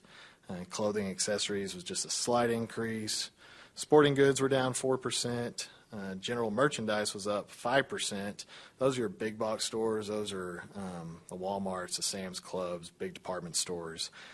Pet supplies was up just under 3%. Non-store retailers is one we keep a close eye on. That's mostly the online stores like Amazon and others. It was up 15%, so we're still seeing strong double-digit increases in that category. And then as far as food services, full-service sit-down restaurants were down 2.5%, and then the limited, more fast food-oriented restaurants were up 11%, so a double-digit increase in that category. Now on to the most current data that we have, January 2023, so this will be November, Black Friday, Thanksgiving sales.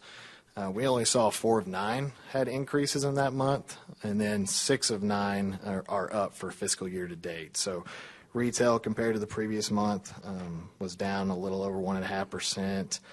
General services was really strong at 13%, so that was 2.5% higher than the December collections. Food was down a couple of percentage points, and then professional services still is seeing negative 7% change. So these all fluctuate month to month, so that's why we also look at the fiscal year to date, so you can kind of see how they're going overall.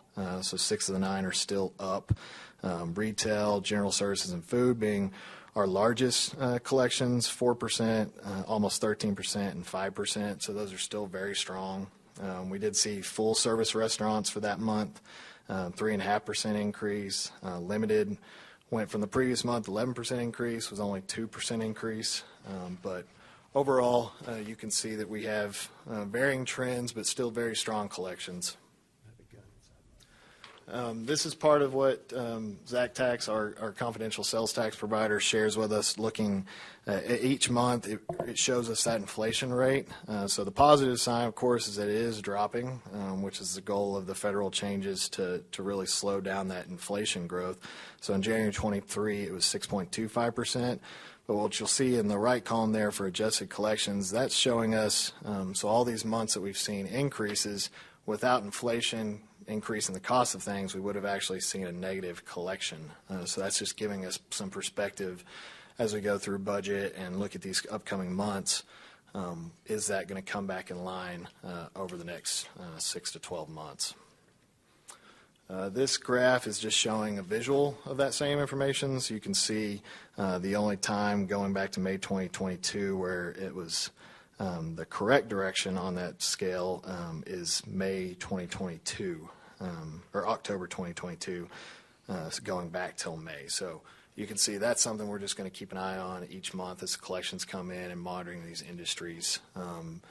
The main ones we look at those online retailers, we look at food services, anything that benefits from the tourism economy, just to kind of keep a pulse on travelers coming through and spending dollars here. And then just the last slide, we always look at the labor market in these presentations for the employed labor force in December 2022, which is the current, most current data, is 130,000, which is an increase of 569. So we are looking at 2.6 unemployment rate, which Toby just mentioned in his presentation. We're tied for number 1 in the state, once again with Midland. Compared to the national economy, referencing that article again, we're in a much better position as far as we have jobs out there. If there were a layoff, what we're seeing is now some of these large software companies are having layoffs. Amarillo doesn't have the same economy as some of the other states. I think our biggest layoff was AIG that did the restructuring in the insurance business. That was 400 jobs, but overall we're very stable and people are still hiring. All the great work with AEDC with 4,000 plus jobs over the next 5 years. Just know we have a pipeline of opportunities that will help us combat this inflation and sales tax dynamic that we're dealing with now. Just looking at the past, the last time it was as low as 2.6% was February 2020 at 2.4% unemployment rate right before COVID hit that March, and then it escalated up from there.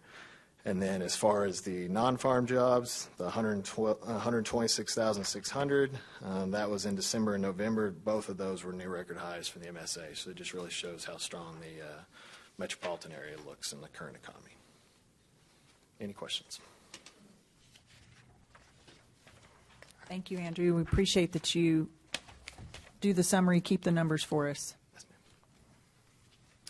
Item 1G is updates from council members serving on outside boards and commissions. Dr. Sauer, let's start with animal management and welfare, please, sir.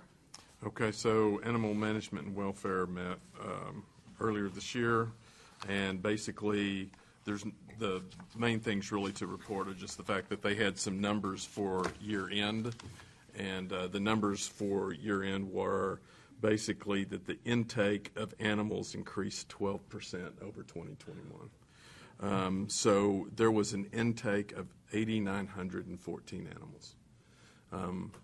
If we were, now Victoria, correct me if I'm wrong, that compares to cities like Austin and other places that are 3 times our size, and yet we're taking in as many stray animals as they are. Yes, that's correct. So we're a city of 200,000, they're a city of 1 million, and we're taking in 8,900, and they're taking in 8,900. So the interesting thing is whenever that is good out of that is the fact that adoptions increased nearly 47% over 2021.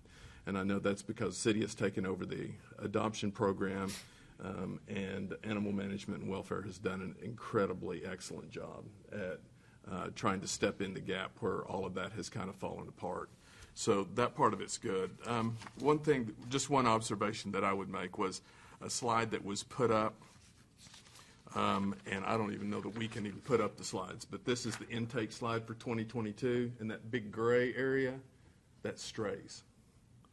So how do we explain that 78% of the animals taken in are strays? And that goes along. That's like out of our control. That's where we need the help of the community and the citizens of the community of how are we going to handle the pet population in our community. And it makes it very, very difficult, the casual way that some animals are treated in the city, and then animal management and welfare is sent in to clean up the mess, basically. And I think it's also, along with that number, is to understand that our field services had 19,000 calls to AECC. Yes, and that's what they served. 19,000 calls, a little over 19,000 calls went into our dispatch center in 2022, and that speaks to the stray issue. And so truly, animal management welfare is doing their very best to get to that 90% level of that less than 10% of euthanasia. But whenever we have numbers like this and we have a city this size, that's virtually impossible. That's virtually impossible to do. And at the same time, they have hired new staff at the shelter, 1, 2, 3, 4, 5, 6, 7, 8. They've hired 8 new at the shelter since the last time we had met, but there's still 1, 4, 9, 10, 11. There's still 11 positions open just on the shelter side. So it's like any other. When we have a 2.9% unemployment rate, finding the right employees is going to be difficult. That's more than 50 phone calls a day. Yes. And we work to really dispatch. close. Yes, and we've worked really close with our dispatch center on getting getting it down. We've implemented online reporting, much like the police department. We've implemented that they can call out to the shelter during certain times. So we've tried to address taking some of that burden off of AECC, but it continues to be an issue. Wow. So they've been working very hard at the rescue programs. So now there's officially 7 official rescue partners in Amarillo, 1 in Canyon, 1 in Bullard, 1 in Burleson, 2 in Dallas, 1 in Vermont, and 1 in Colorado. And so they've been able to, of that 8,900 that were took, at least 2,200 of them were placed using the rescue program. And so that's going to become one of the things that just you have to be able to find a place for these dogs to be, and cats and animals for them to be placed, so that we avoid the euthanasia aspect of it. And it's just going to be, it is going to be a difficult thing. And I could go down through the things that they're doing, and they've got a number of programs that they're working on, and new ideas with every time that I meet with them, to find out that there's something new to place animals, to take care of the animals. And so I would say that animal management welfare is doing an incredible job with the situation that they've been handed. Questions? Victoria, more comments or anything you want to add to that? That's a lot. I think Dr. Sauer was correct, and when he was talking about why the city of Amarillo is not going to be able to adopt themselves out of this. We're not going to be able to just rely. We're going to have to rely on our outside partners and get a bigger footprint to move with the amount of animals that we have. We're very excited. As he said, we've got our rescue programs up and going, and we're being able to reach out to other communities and other states. So I think that's a good thing. And we're really focused this next year on doing some more preventative type stuff for our community, because at some point we've got to change that narrative about these stray animals.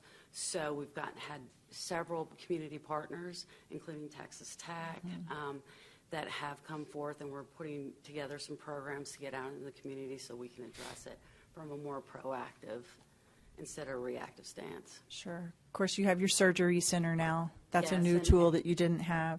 You have a full-time doctor We now. have contract vets, and I think it's very exciting. This last fall semester was the first time our Texas Tech school students have been able to do neuters. And so that's something that doesn't sound like a lot to a lot of people, but if we're adopting animals out, or animals in our community are being spayed or neutered, that will only cut down on unwanted animals.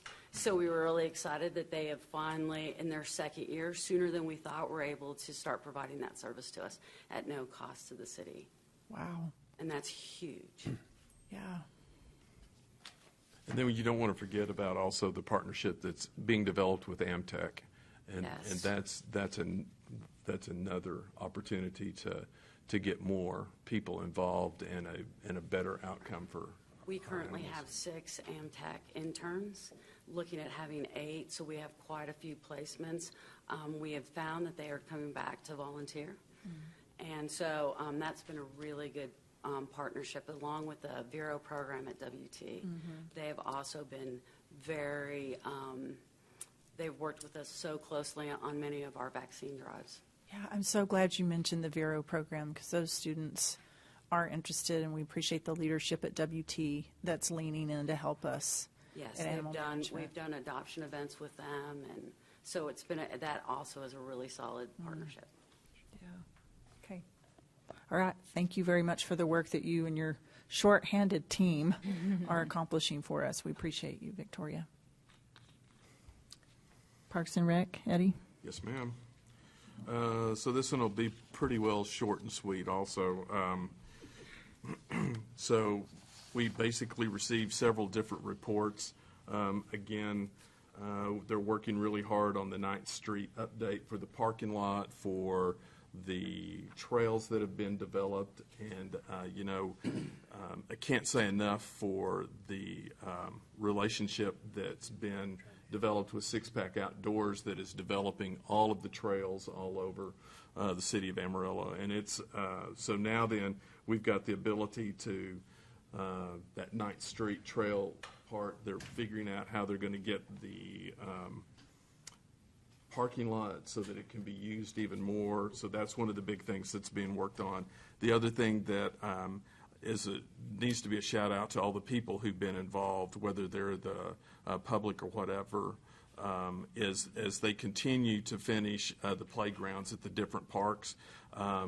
There have been objections or issues that have been raised in some of the parks where the playground equipment, they've had questions, they think something else should be done, and the Parks and Recreation has directly taken those as they've developed the other playgrounds and have come back and have asked a lot more questions. So you're seeing that what originally started maybe have been one plan has been moved to better adapt to what the public is actually asking for and what the citizens are asking for. And actually, Stephen F. Austin, there were a lot of complaints about Stephen F. Austin, and they're actually going back and changing some of the things that are in the park. What's really kind of interesting to me is the thing that has transcended time is swings. Everybody wants swings in their park. And the swings were not in the park at Stephen F. Austin, and it became quickly evident that swings are still very important in the park. So they're going back and they're replanning how they're handling that park, and they're doing that. So those things are still transpiring. I still think it's one of the best ways that we could invest our money in our parks. People are going back to the parks, and you know, it's a kudos to Michael and his team that they're doing a very good job. I think if you walk into the parks now, a lot of people are the complaints they had about how they're being taken care of. Well, that's changing. They've got the right people that are involved with taking care of the turf and taking care of the weeds and taking care of the equipment.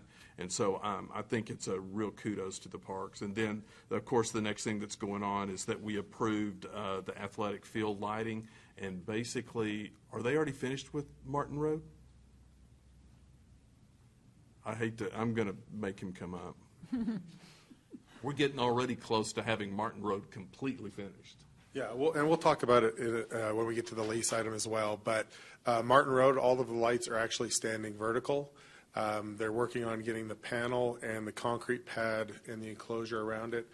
We expect the lights at Martin Road will be done by the end of February. So ahead of schedule on that one for sure.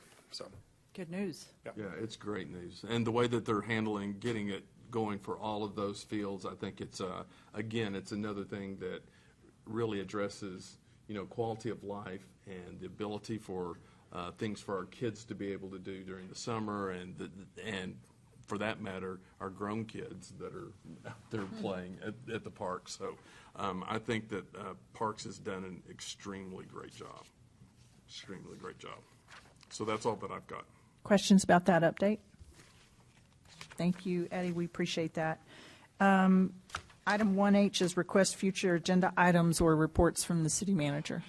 Mayor, I'd like to request a future item, and that is an update on building safety to see kind of where we stand after a year, you know, from a year ago last year for the processes and, the software and everything that's been implemented. And I can follow up with a few questions that I have as well.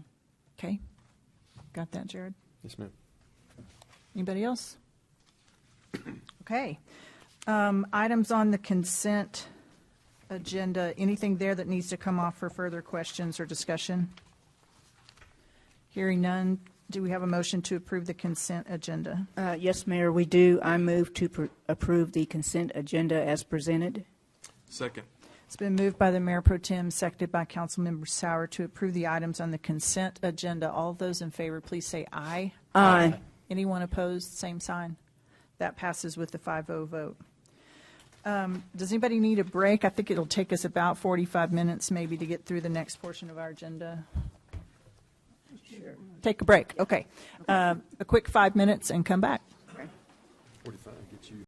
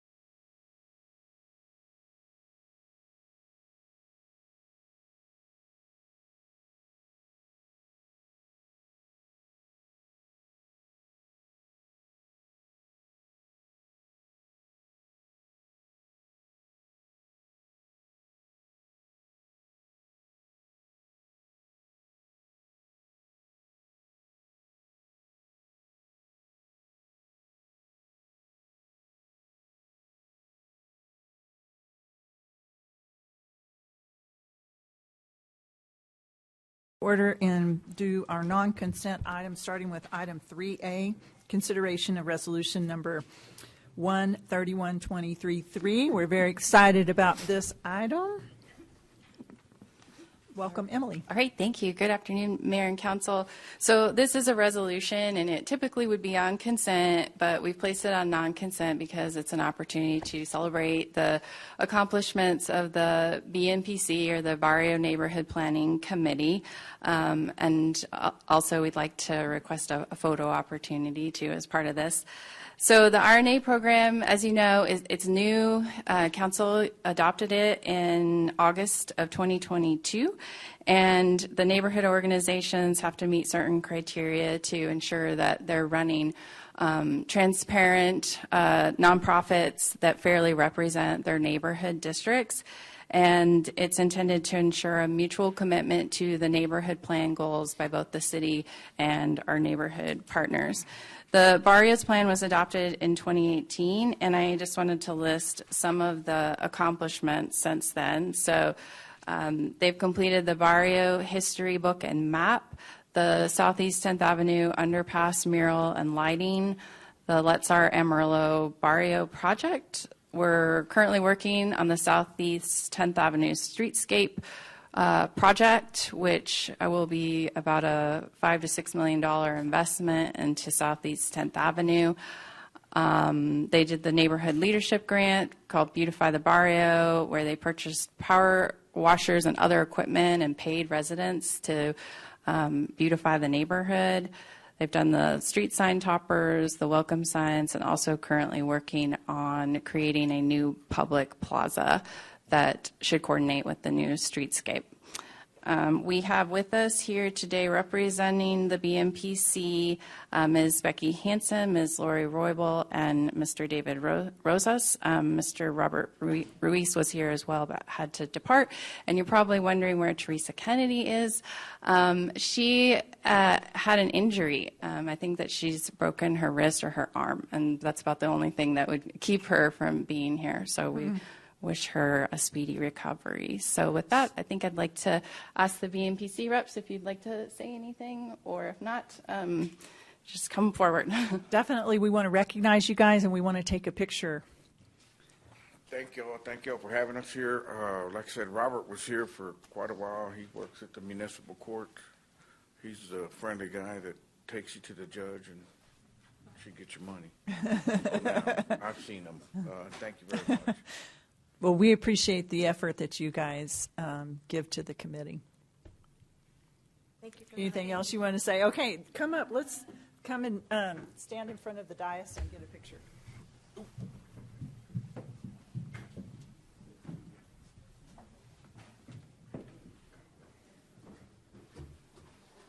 Emily, we have 5 neighborhood programs, correct? 5 neighborhoods that have completed a plan. We have 4 plans. And one in progress? We're working on. Okay.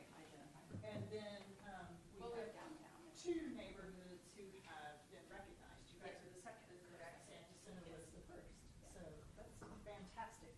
Well done. Yeah, I'm really proud of you guys. But everybody take us steps that way. Turn around here. Yes. Okay, that's great. Thank you. 3, 2, 1. Hang on.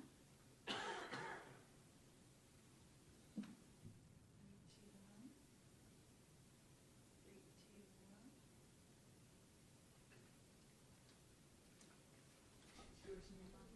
Put it on real quick. Okay, ready? 1, 2. Perfect. Thank you. Thank you, guys. Thank y'all for sitting with me.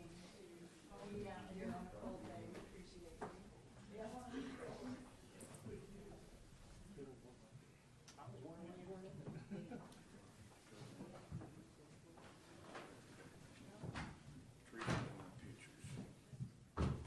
Thank you, Joy.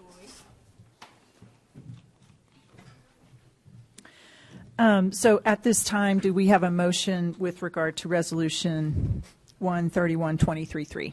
Yes, Mayor, we do. I move to adopt resolution number 01-24-23-3, recognizing the Barrio Neighborhood Planning Committee, or BNPC, as the recognized neighborhood association for the Barrio neighborhood. Second.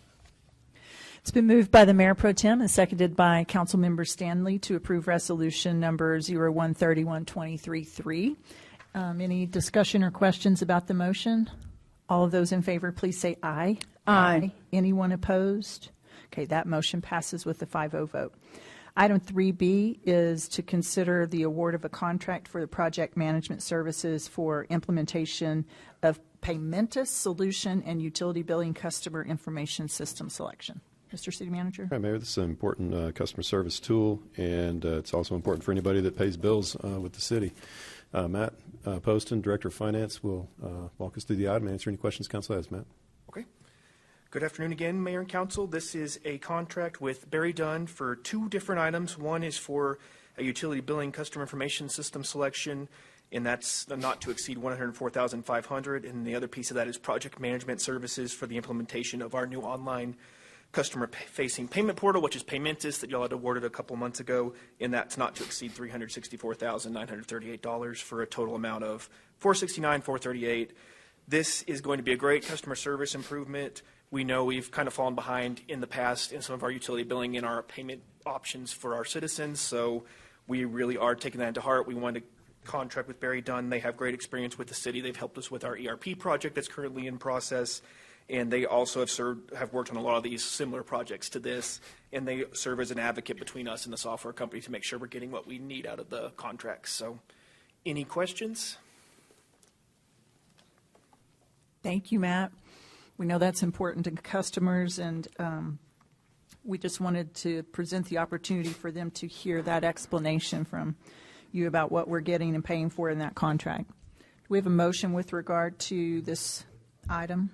Yes, Mayor, we do. I move to award a contract for full project management services for the implementation of the new online customer-facing payment portal, Paymentus, and for assistance in evaluation and system selection for a new utility billing software system to Barry Dunn in the amount not to exceed $469,438.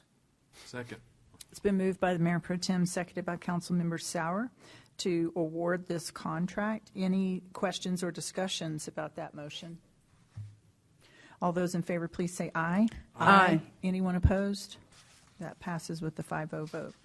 Item 3C is to consider the approval of a lease on Rick Klein Baseball Complex and the Southwest Softball Complex in John Stiff Memorial Park. Mr. City Manager. All right, Mayor. We have Parks Director Michael Kashuba, along with interested and concerned citizens, to present on this item and answer any questions council might have. Michael. Parks. Mayor and Council, Michael Kashuba, Director of Parks and Rec. I just wanted to give you a little bit of background. Oops, went the wrong direction. So why does a lease work in this case? It doesn't necessarily work in all cities, but I think in Amarillo it works well. Our athletic policy really governs that we have one recognized user group per sport. So we've got one group that does baseball. We've got one group that really does softball. Most cities have multiple associations, and so that would make a lease much more challenging. Here we've got one recognized user group per sport. The foundation, and when I say the foundation, I'm talking about the Texas Panhandle Youth Sports Foundation. And really what that foundation encompasses is West Texas Baseball, West Texas Fast Pitch, which used to be High Plains, Rotary Baseball, and also Canyon Baseball. So that's the four entities that make up that foundation. West Texas Baseball has already made significant improvements out at Rick Klein, and I'll show a couple pictures here in a minute. We estimate over $100,000 of improvement at Rick Klein. They do also have some future capital goals in terms of making some additional improvements, whether it's additional practice fields or potentially artificial turf on some of the infields. Here's a couple examples of some of the improvements that have been made out at Rick Klein. So this is a larger overhead shelter that governs kind of the main gathering space. And then what they've done is they've gone in and put in some of the shade covers over a lot of the bleacher areas So those are things that the association has already done and wants to continue with. The other benefit is it allows city staff to reallocate resources to other facilities to continue to make improvements. So we would obviously work on Southeast, Martin Road, Rick Klein, JSM Soccer Fields, El Alamo, River Road. We currently are working to improve turf quality, not only in all of our parks, but specifically at our athletic fields. The other thing that's important to note are the ongoing improvements for the athletic field lighting. This was approved by council back in October. Again, the award amount was 7.5. It covers all of those projects listed above. And as we mentioned, we're ahead of schedule. So here's a couple pictures just briefly of what those improvements are looking like. This was actually the first light pole to go up at Martin Road, so that's a picture of it on the ground, but then you've also got the first light going up. This is a picture of Martin Road. You can see all of the poles are up. The area there right in the front is where the electrical work is being done, so that's really the remainder, a big portion of the remainder of the project is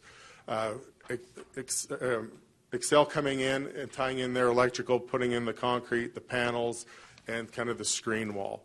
When that's done, we'll be close to having that open probably the end of February. So it's exciting. You can go out there. The poles aren't leaning. They're not swaying in the wind like they were with the old wooden poles. So the area that we're talking about specifically here at Rick Klein is the area that's defined by the perimeter fence. So that's the yellow area here. There also is an option for them to expand potentially into that red area, specifically things like practice fields. That's one of the things that as a city we are deficient on. When the East Gateway Tiers did their study on fields, we have too many soccer fields but not enough baseball, softball. So practice facilities are always a challenge, and so that area provides them the opportunity to add some additional practice fields. And then at John Stiff, it would again be kind of those areas defined by the perimeter fencing at that facility. So just some of the high level, what the agreement looked like. It's a 10-year agreement, and essentially the foundation is responsible for the general operation of that facility. So the landscape maintenance, the field preparations, the trash pickup, concession stand, restroom areas, sponsorships, so they can go get sponsorships for the fields, and scoreboards. That's not naming rights. That's just the ability to get sponsors for those amenities. And then obviously operation of the concession. What the city would be responsible for are those major repairs that we want to make sure are done well and done right. We would be providing the existing infrastructure, the tools that we have out there to maintain those fields right now. We would continue to maintain the playground and surfacing that are in the facility. And then obviously we would work with the association or the foundation to approve any future capital expansions or improvements at that facility. With that, I'd like to turn it over to Jason Herrick, who's the president of the Texas Panhandle Youth Sports Foundation. Let him say a few words, but if there's any questions, we'd be happy to answer them. Can I make a comment while he comes up? Sure. So the comment that I would make is, if you had have thought 5 years ago that all of these entities would have come together and formed a sports foundation, that in itself is pretty miraculous, which is for them to come together and say, hey, we want to work together and improve the quality of things that are going on as far as youth sports in Amarillo. That all that does is in preceding Jason getting up and saying anything is that tells you a little bit about the people, the residents of Amarillo, and that whenever they see that there's something that can be done and we pitch in together and we can make something significantly greater, then they end up doing that. And so, Jason, hats off to you guys putting that all together. I think it's pretty incredible that everybody decided they wanted to be on the same page and make this thing move forward. Yep, great. Thank you. Thank you all for the time. I'm just going to quickly talk a little bit about this project. I'm not the president, by the way. I'm just on the board. I don't want another presidency on the board. But we're really excited about this project. So the Youth Sports Foundation, to Dr. Sauer's point, over the past year, we have traditionally had West Texas Baseball, which is a club-oriented program. We have really focused on our draft program, which has the Rotary program that's been here in town for a lot of years, and also Canyon's draft program that they run. We brought all of that under our own umbrella and have really focused on growing our draft program. And why do we do that? There's just not, kids right now, I think, I'm going to speak a little opinion here, but they're getting pushed too early into club programs, and club programs are just not right for everybody. It's expensive. You have to travel to go do those things, and we as a foundation have really focused on making these sports available for everybody in Amarillo and Canyon. And the draft program allows them to continue to participate in that and not feel, parents don't have to feel the pressure of having to go find a club team or something. In the past year, we've added the High Plains Fast Pitch Group, now West Texas Fast Pitch Group, and we're implementing the same program for softball. So softball only had the club level piece. We're now, this year, we'll have 5- and 6-year-old draft program for softball. And I think this is probably our biggest single growth area, frankly, is watching these young ladies really grow in the softball side. So we're offering the same type of draft program that we've done very successfully, I think, with the boys, bringing that over to the softball side, and really excited what that means. But that also means you need fields and you need places to go play and do all those things. We have about 3,500 participants in our program, so it's not a small program. We are a baseball softball town, by the way. So we have a lot of kids in our program. And just for the backdrop, we have always rented fields. So really, we use every field in Amarillo and in Canyon pretty much from kind of end of March to almost September. So we have been traditionally renting the fields. This just allows us to really, from a board standpoint, we're trying to add capital improvements to the assets that are out here and really take good care of them. And this allows us to be able to do that and have some assurance about where that's going to go. So it really helps us on the side of being able to go implement some of these capital programs. And then, frankly, as we're just kind of moving forward, I think this just allows the main user group to kind of be responsible for a lot of the maintenance and the efforts of those. And that's kind of everything, right? That's chalking the fields before games. That's everything that was included within the rental fee, we really start to take over. So we're excited about what this looks like. I think this is a great model. We have seen it work in some other cities. But Amarillo is unique, to y'all's point, that we've been able to work to get lots of cities, and Lubbock's an example of them, have really fractured their programs. And so you've got one park is run by one group and one park's run by another group. This really allows us to, I think, best manage the assets that are out there. Make it available to more kids in the Amarillo and Canyon area. And so we're excited to partner with the city and hopefully make this a really couple of areas that we can be really proud of. Questions for Michael or Jason?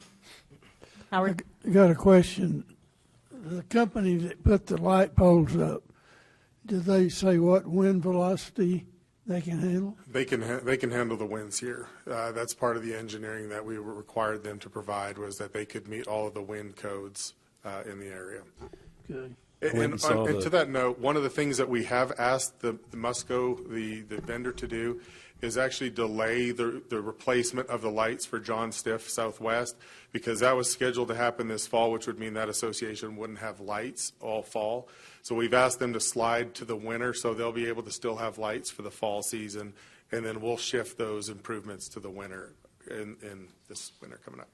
I went and saw the installation of the first poles, and it's amazing how much of the pier, the anchor, the concrete post, goes down into the ground. I mean, 16 feet, something like that, and then it's got maybe 8 feet sticking up above that sleeves inside this large, huge aluminum pole. I mean, they're staggeringly sturdy looking. Yep. Sounds good to me. Michael, I'm wondering, or Jared, if when those are up and running at Martin Road, if we could just set up a little tour, like nighttime. I want to see what they look like. I want to see, how easy it is to turn them on and off. I just kind of want to see them actually in the ground and working, but absolutely would love for anybody else to join on that. Questions on this end of the dice? I don't have any questions, just a statement. So I think this is a great public-private partnership, and it's actually a win-win. And, we don't have a lot of park revenue funds to continue to maintenance and keep our parks up to date. But I think that this is great. And I know that the city as a whole is going to benefit from it, too. Yeah, appreciate those comments. I have a few questions. So I appreciate the schematics so that we can see what fields are being used. Just a citizen's going to ask us, what does this mean for limiting access to those fields? So, like, are y'all going to fence them differently than they're fenced now, or? Well, both of those complexes are currently fenced, and they are the primary user group right now. So Rick Klein, they're the only ones using that facility. So there's really no change there. It's a secured facility. At John Stiff, it's the same thing. It is fenced. Typically Rotary and High Plains, which is West Texas Fast Pitch, we're at Martin Road. Both of those will move to Southwest, and so it'll be almost the exact same as it was at Martin Road, just happens to be at Southwest now. So again, it'll be a controlled facility. Okay, and I mean, essentially you said it already that the city only operates with one organization at a time. So in effect, they have full control of the scheduling right now, but they definitely under the lease will have full control of the scheduling and the use of those fields. That's correct. Okay. It's a 10-year agreement. Does it have some automatic extensions built in? I believe we do. I don't have that in front of me, but I believe it is automatic. That just makes my point to your point, Jason, which is I think there are a lot of people in the community philanthropically who want to support youth sports. And in the past, we've struggled to have fields operated by nonprofits. Those aren't still here, and there are people that invested in them heavily. So I love the idea that we would provide stability to anybody who wants to donate to these youth sports organizations. If you want to make a $10,000 donation and see that it's improving the fields, I think it marries really well because these city fields are not going away. Yes, we're doing the lease agreement. We're doing a long-term lease agreement. But even at the end, if that agreement ever ended, there's still a city field there. And so whatever you invested into the infrastructure of those fields, I think as a donor, you can have some assurance this is a good investment. This is going to be there. It's going to get played on. We're going to wear this out. Whatever you want to donate and invest in, we're going to use it. Yeah. So, Mayor, that automatic renewal is like a single 5-year renewal if both parties are in agreement. And I think there's a 90-day window in there to. And I would say I think that the fields will actually be much more available for the public. Again, there's limitations on what city resources are available, so they're locked up a whole lot of the time. Our intention really is to use the tar out of these things. So we'll have practice. I mean, when we're not playing games out there, which is most nights, but we're going to have practices. We're going to have all of those things available, and those are going to be available to book and go through the foundation. So I really do believe these fields are going to be even more. They're going to get a lot more use out of them ultimately. And I did want to also add, because I think because there is another project going on with Kids Inc. right now with their fields, we're 100% supportive of that. We're going to use their fields too, by the way. And we're still going to by the way, use Thompson, and we're going to use every field in Canyon, and we're going to use Martin Road when we can. So all those things are still. We're using them all, and we're making as a foundation a donation to the Kids Inc. project. We're 100% supportive of them going forward.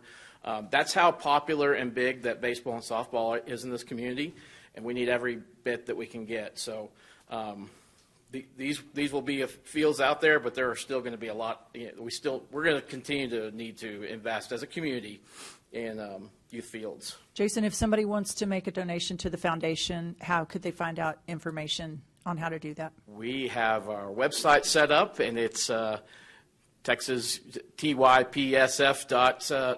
So you can make donations directly on that site, and we're going to be coming out with a lot more information about being able to access those fields and the things that are going on over the next 2 or 3 weeks. So. And for those that are a little bit skeptical of all of this, in this agreement, there's also the city will, from time to time, be inspecting the fields, making for sure they're being taken care of. So this isn't a carte blanche, let them have it, and they run crazy with it, and they hand it back to the city, and it looks like a train wreck. Mm-hmm. There's actually incentives set in there so that basically the city will look at it on a timely basis and making for sure that everything is taken care of. So for those that would be even halfway skeptical of how this is working, all those bases have been covered. Okay, great.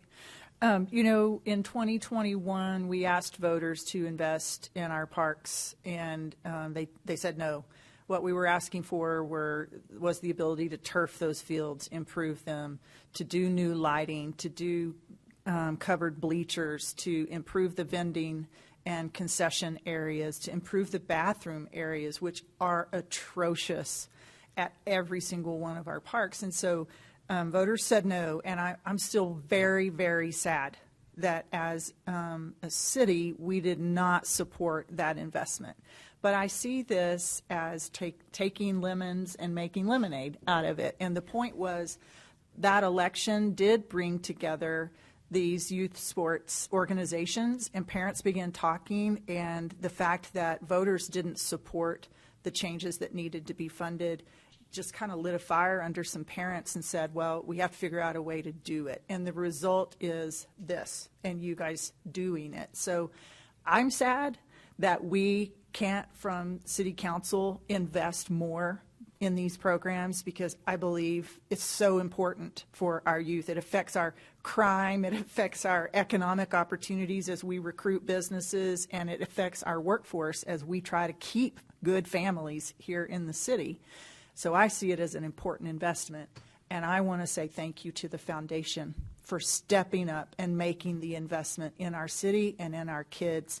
It's a huge impact for us. So I hope you'll take that message back, Jason, to the foundation, and let's look for ways that we can continue partnering together and supporting y'all's mission. Okay, anything else to add, Council? Do we have a motion with regard to this item then? Yes, Mayor. I move to approve an agreement between the City of Amarillo and Texas Panhandle Youth Sports Foundation to lease Rick Klein Baseball Complex and Southwest Softball Complex in John Stiff Memorial Park for an initial term of 10 years with one automatic option to renew for an additional 5-year term. Second. It's been moved by the Mayor Pro Tem, seconded by Councilmember Sauer, to approve the lease. Any further discussion or questions about that motion? All those in favor, please say aye. Aye. Anyone opposed, same sign. The motion passes with the 5-0 vote. Okay, last item on our non-consent agenda is item 3D, which is the consideration of approval of a contract for architectural and engineering services for Hodgetown to meet the current standards set by minor league baseball. Mr. City Manager. All right, Mayor, we've got Director of Facilities Jerry Danforth to present the item. This has to do with staying current with design standards that have been modified over the last handful of years. Jerry.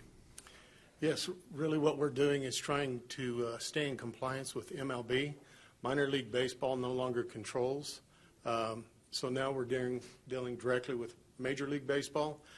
They have certain standards that we have to meet. If we don't meet those standards, they have the ability to pull our team from our field, basically is the way it boils down.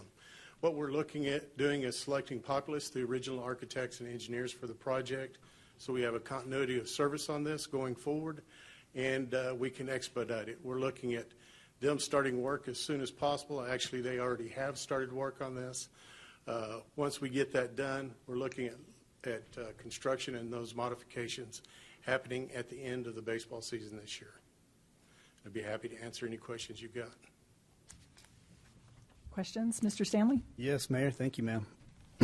Mr. Danforth, did they give you an expected total cost for the project? Yes, we're looking at $525,000, and that funding for that is actually coming out of the Capital Reserve Fund that is set aside out of the lease agreement with the baseball team.